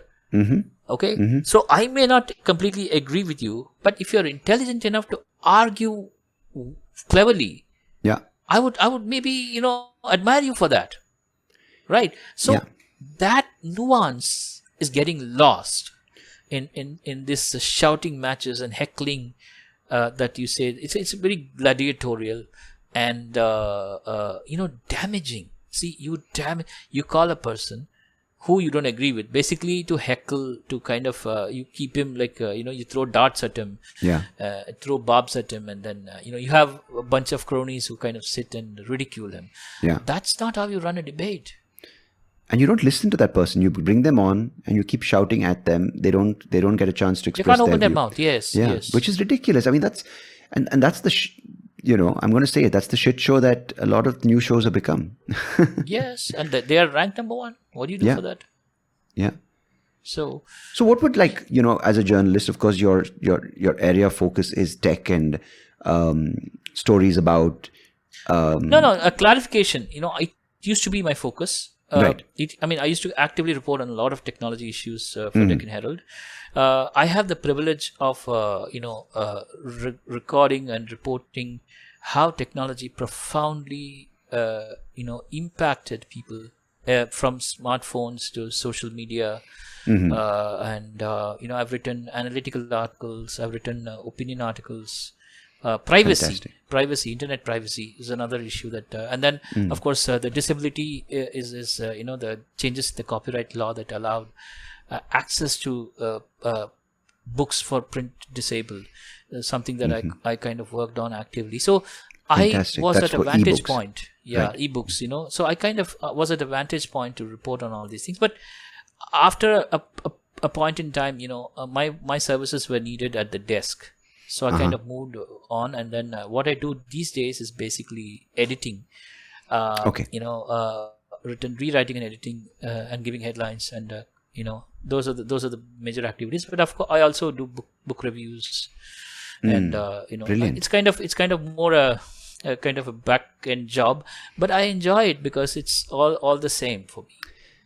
No, it's brilliant. I want to ask you before we wind up in a couple of minutes your favorite books, but just in maybe, I know it's not a subject that might be done in a few minutes, but with the whole thing happening in the Ukraine and with the Russian forces, how much of what we're listening to, maybe whether it's the news shows, the podcasts, the reporting in print or online, how much of it is, and you don't have to take the question if you find it something which is not sort of something you're familiar with or something which you don't want to talk about, I'll leave it to you. But how much of it is biased by the powers at play, and how much of it is the truth? Because me sitting in Bangalore, I only know so much. I don't know Ukrainians. No, actually, it is biased at several levels. Right. The funny thing is, like, it is almost always biased. I tell you why. Right. On one side, the Western media, tells India how to behave with Russia. Mm-hmm. You're not going to curry favor with the Russians. You're not going to cozy up to them, because they are actually the aggressors there. Mm-hmm. And what do? They are dithering because they want the Russian oil. Because without Russian gas today, the whole Europe will be plunged in total cold and darkness. Yeah, they're worried about that. So so who are you talking to? You're talking to people who themselves compromised, and they're telling you how to behave, and they are the ones who take the moral high ground. So you have to have this intelligence to distinguish between who is telling you the truth. See, one side is the information itself. Sometimes you have the Russian propagandists who tell you that Russia is holding an upper hand. Anytime they're going to bomb out the whole country, and then they're going to take it over. Nobody knows the end game, by the way, but everybody pretends to know. I know the end game. Putin is not going to invade Russia because invade Ukraine because he can't hold it. He wants Ukraine to be a neutral power. But on the other hand, we also know that the Russians have ambitions to kind of reconstruct the glory days of Russia, which is again to capture. See, glory days, quote unquote, for any country is to capture the other country, to capture the neighbors, and then to expand their territory. Expand the territory, and then you kind of show your middle finger to the US and the Western powers. So you don't know which way this is headed. The honest to God reality is that you don't know which way it is headed. I would say that you listen to podcasts and news closer to the source. For example, I listen to I know I've identified certain journalists as independent. Neutral. Yeah, it'd be good if you could give us a few sources. I think that's important for me and people listening. There are, for example, European sources. Like there's a guy called Carl Bildt. Carl Bildt was a former Prime Minister of Sweden. Anything from Sweden is good, I would say. Anything from Sweden, because except IKEA, but we can forgive them. Yeah, it's costly, but it's still good. It's costly. That's the only thing. It's costly, but it's one of those things, right? Which is like, okay, you know what? It's you build it yourself. I mean, of course, I'm not judging them. They're doing great work, I suppose. But yeah, that was just some humor relief. Yeah, sorry. That's right. Yeah. So so what happens is they have done a lot of mediation. See, they are basically the journalists and people. They kind of take a neutral, independent view of the issue, and I would say that anything that comes from that country, or maybe certain independent journalism coming from Russia, they're often quoted elsewhere. So what are some of the publications online, whether it's a podcast or whether it's like the likes of NPR or anyone? I would say that? NPR. NPR I would put definitely right on top, because NPR. I have seen has acted independently. I wouldn't even say sometimes that the BBC is capable of it, because Okay. sometimes they are not. Sometimes They're not, some of those I don't subscribe to. I used to be their biggest avid listener of BBC, but not Yeah. anymore. But yeah, and So the PR is Guardian, the one. Washington Post, the New York Times, all of them are Yes. biased, right? They are to an extent, and I would say that you might like to go to people like I would say if you have access to Financial Times, and to an extent even economists and people like there's the Economist newspaper. They are very good, extremely good. Okay. And a few other publications that I might like to mention is that there is in India there's the print.in. Okay. I find Shekhar Gupta to be a very, very wise and a man with experience. He's experienced enough to comment. Right. Because if you follow him, he gives you a lot of. Carl Belt, for example, is his choice. That I followed him, and I learned that whatever tweets or articles that Carl Belt would write, I read because it was suggested by Shekhar Gupta. So follow the print. Nice. So the print, the Economist, the Financial Times. You have people like in India like Shekhar Gupta. You have people from Sweden like Carl Belt, and of course we have Mr. Subramani Lakshminarayanan from the Deccan Herald, who's also a great. Oh no, I don't. No, you're a great source of conversation, sir, and you're a great person to talk to. I see what I did there. I just kind of wove in the conclusion to this. But Yes. okay, give me a couple of your favorite books which you've read, all-time favorites. Let's go with My all-time maybe- favorites. Okay, there are three books that I would definitely consider. I go back to all the time. One is The Green Mile by Stephen King. Stephen King is my all-time favorite author. Anything that this guy writes, I read, because he writes with a certain discipline, with a certain craft. It's not So the just Green Mile, words. is that the one which was made into the movie? Exactly. Okay. A lot of people remember the movie, but I guess if you read the book, Yeah. because it talks about old age, it talks about handling your past. Yeah. A very powerful book. Some people think it's overly sentimental, but I don't think so. It's a very powerful book. The second book that I have is The General's Daughter by Nelson DeMille. Again, Nelson DeMille, anything that this man writes, I read. I've read a few. I've read the Panther. Yes. Is You this should the read The General's is this the Daughter. Same, John same. Corey series? It's a Paul Brenner. This is the first of the Paul Brenner book. That's a It newer came one, out in right? 1992. It's a 1992 book. No, Nelson And the DeMille dialogue also that I had told the you- one about the plane, which the high altitude thing, right? What was it Yeah, called? yeah. It's called Mayday. Mayday, right? It's the Great same book. one, same one. Right. No, because then he had the one which Asad Khalil. That was the two Lion and the Lion's Game. Asad Khalil. Great stories. I loved that. tell I you, even loved great Plum stories. Island. I think that's also Nelson DeMille. The Plum Island was the first of the John Corey series, and Yeah. I just lapped up. You know what? There was a time in my life I just read him continuously. I think the time when I read it was just 5 books in the John Corey series before Panther. Before the Lion Panther. was the Lion was the 5th Great book. book. I think. Great book. I loved the Mayday and Lion's And Game. I like Scott Brick, who narrates a lot Oh of his yes, books. he's fantastic. I want to get him on this podcast. I'm not able to reach out to him. Yeah, he's he's brilliant. a busy guy. You know what? He built a house opposite the Universal Studio just by reading books. No, what a life. Because for me, I like, just like how you binged on Nelson DeMille, I binged 2021, 22 on Wilbur Smith. Man, I went through so many of that person, yes. and I was really sad to hear that he passed away recently. But Recently, yes. yeah, so Nelson DeMille, The General's Daughter, I need to pick that up. Okay, and The Green Yes, Mile and was your the first third one. Yeah. Yeah, third one is my favorite because you would love it. It is called One for the Money by this writer called Janet Ivanovich. And this is the first in what is called the Stephanie Plum series. Okay. My goodness, you should read this because, it is so hilarious. Nice. I'll give you a backstory because I mean, now that you get me started on this, I need to. See, what happens is Stephanie Plum goes jobless. she has nothing. She knows nothing. She was working in a lingerie, and then Yeah. she goes jobless. And there's this guy who's after her to kind of seize her car. Yeah. This guy used to be her classmate.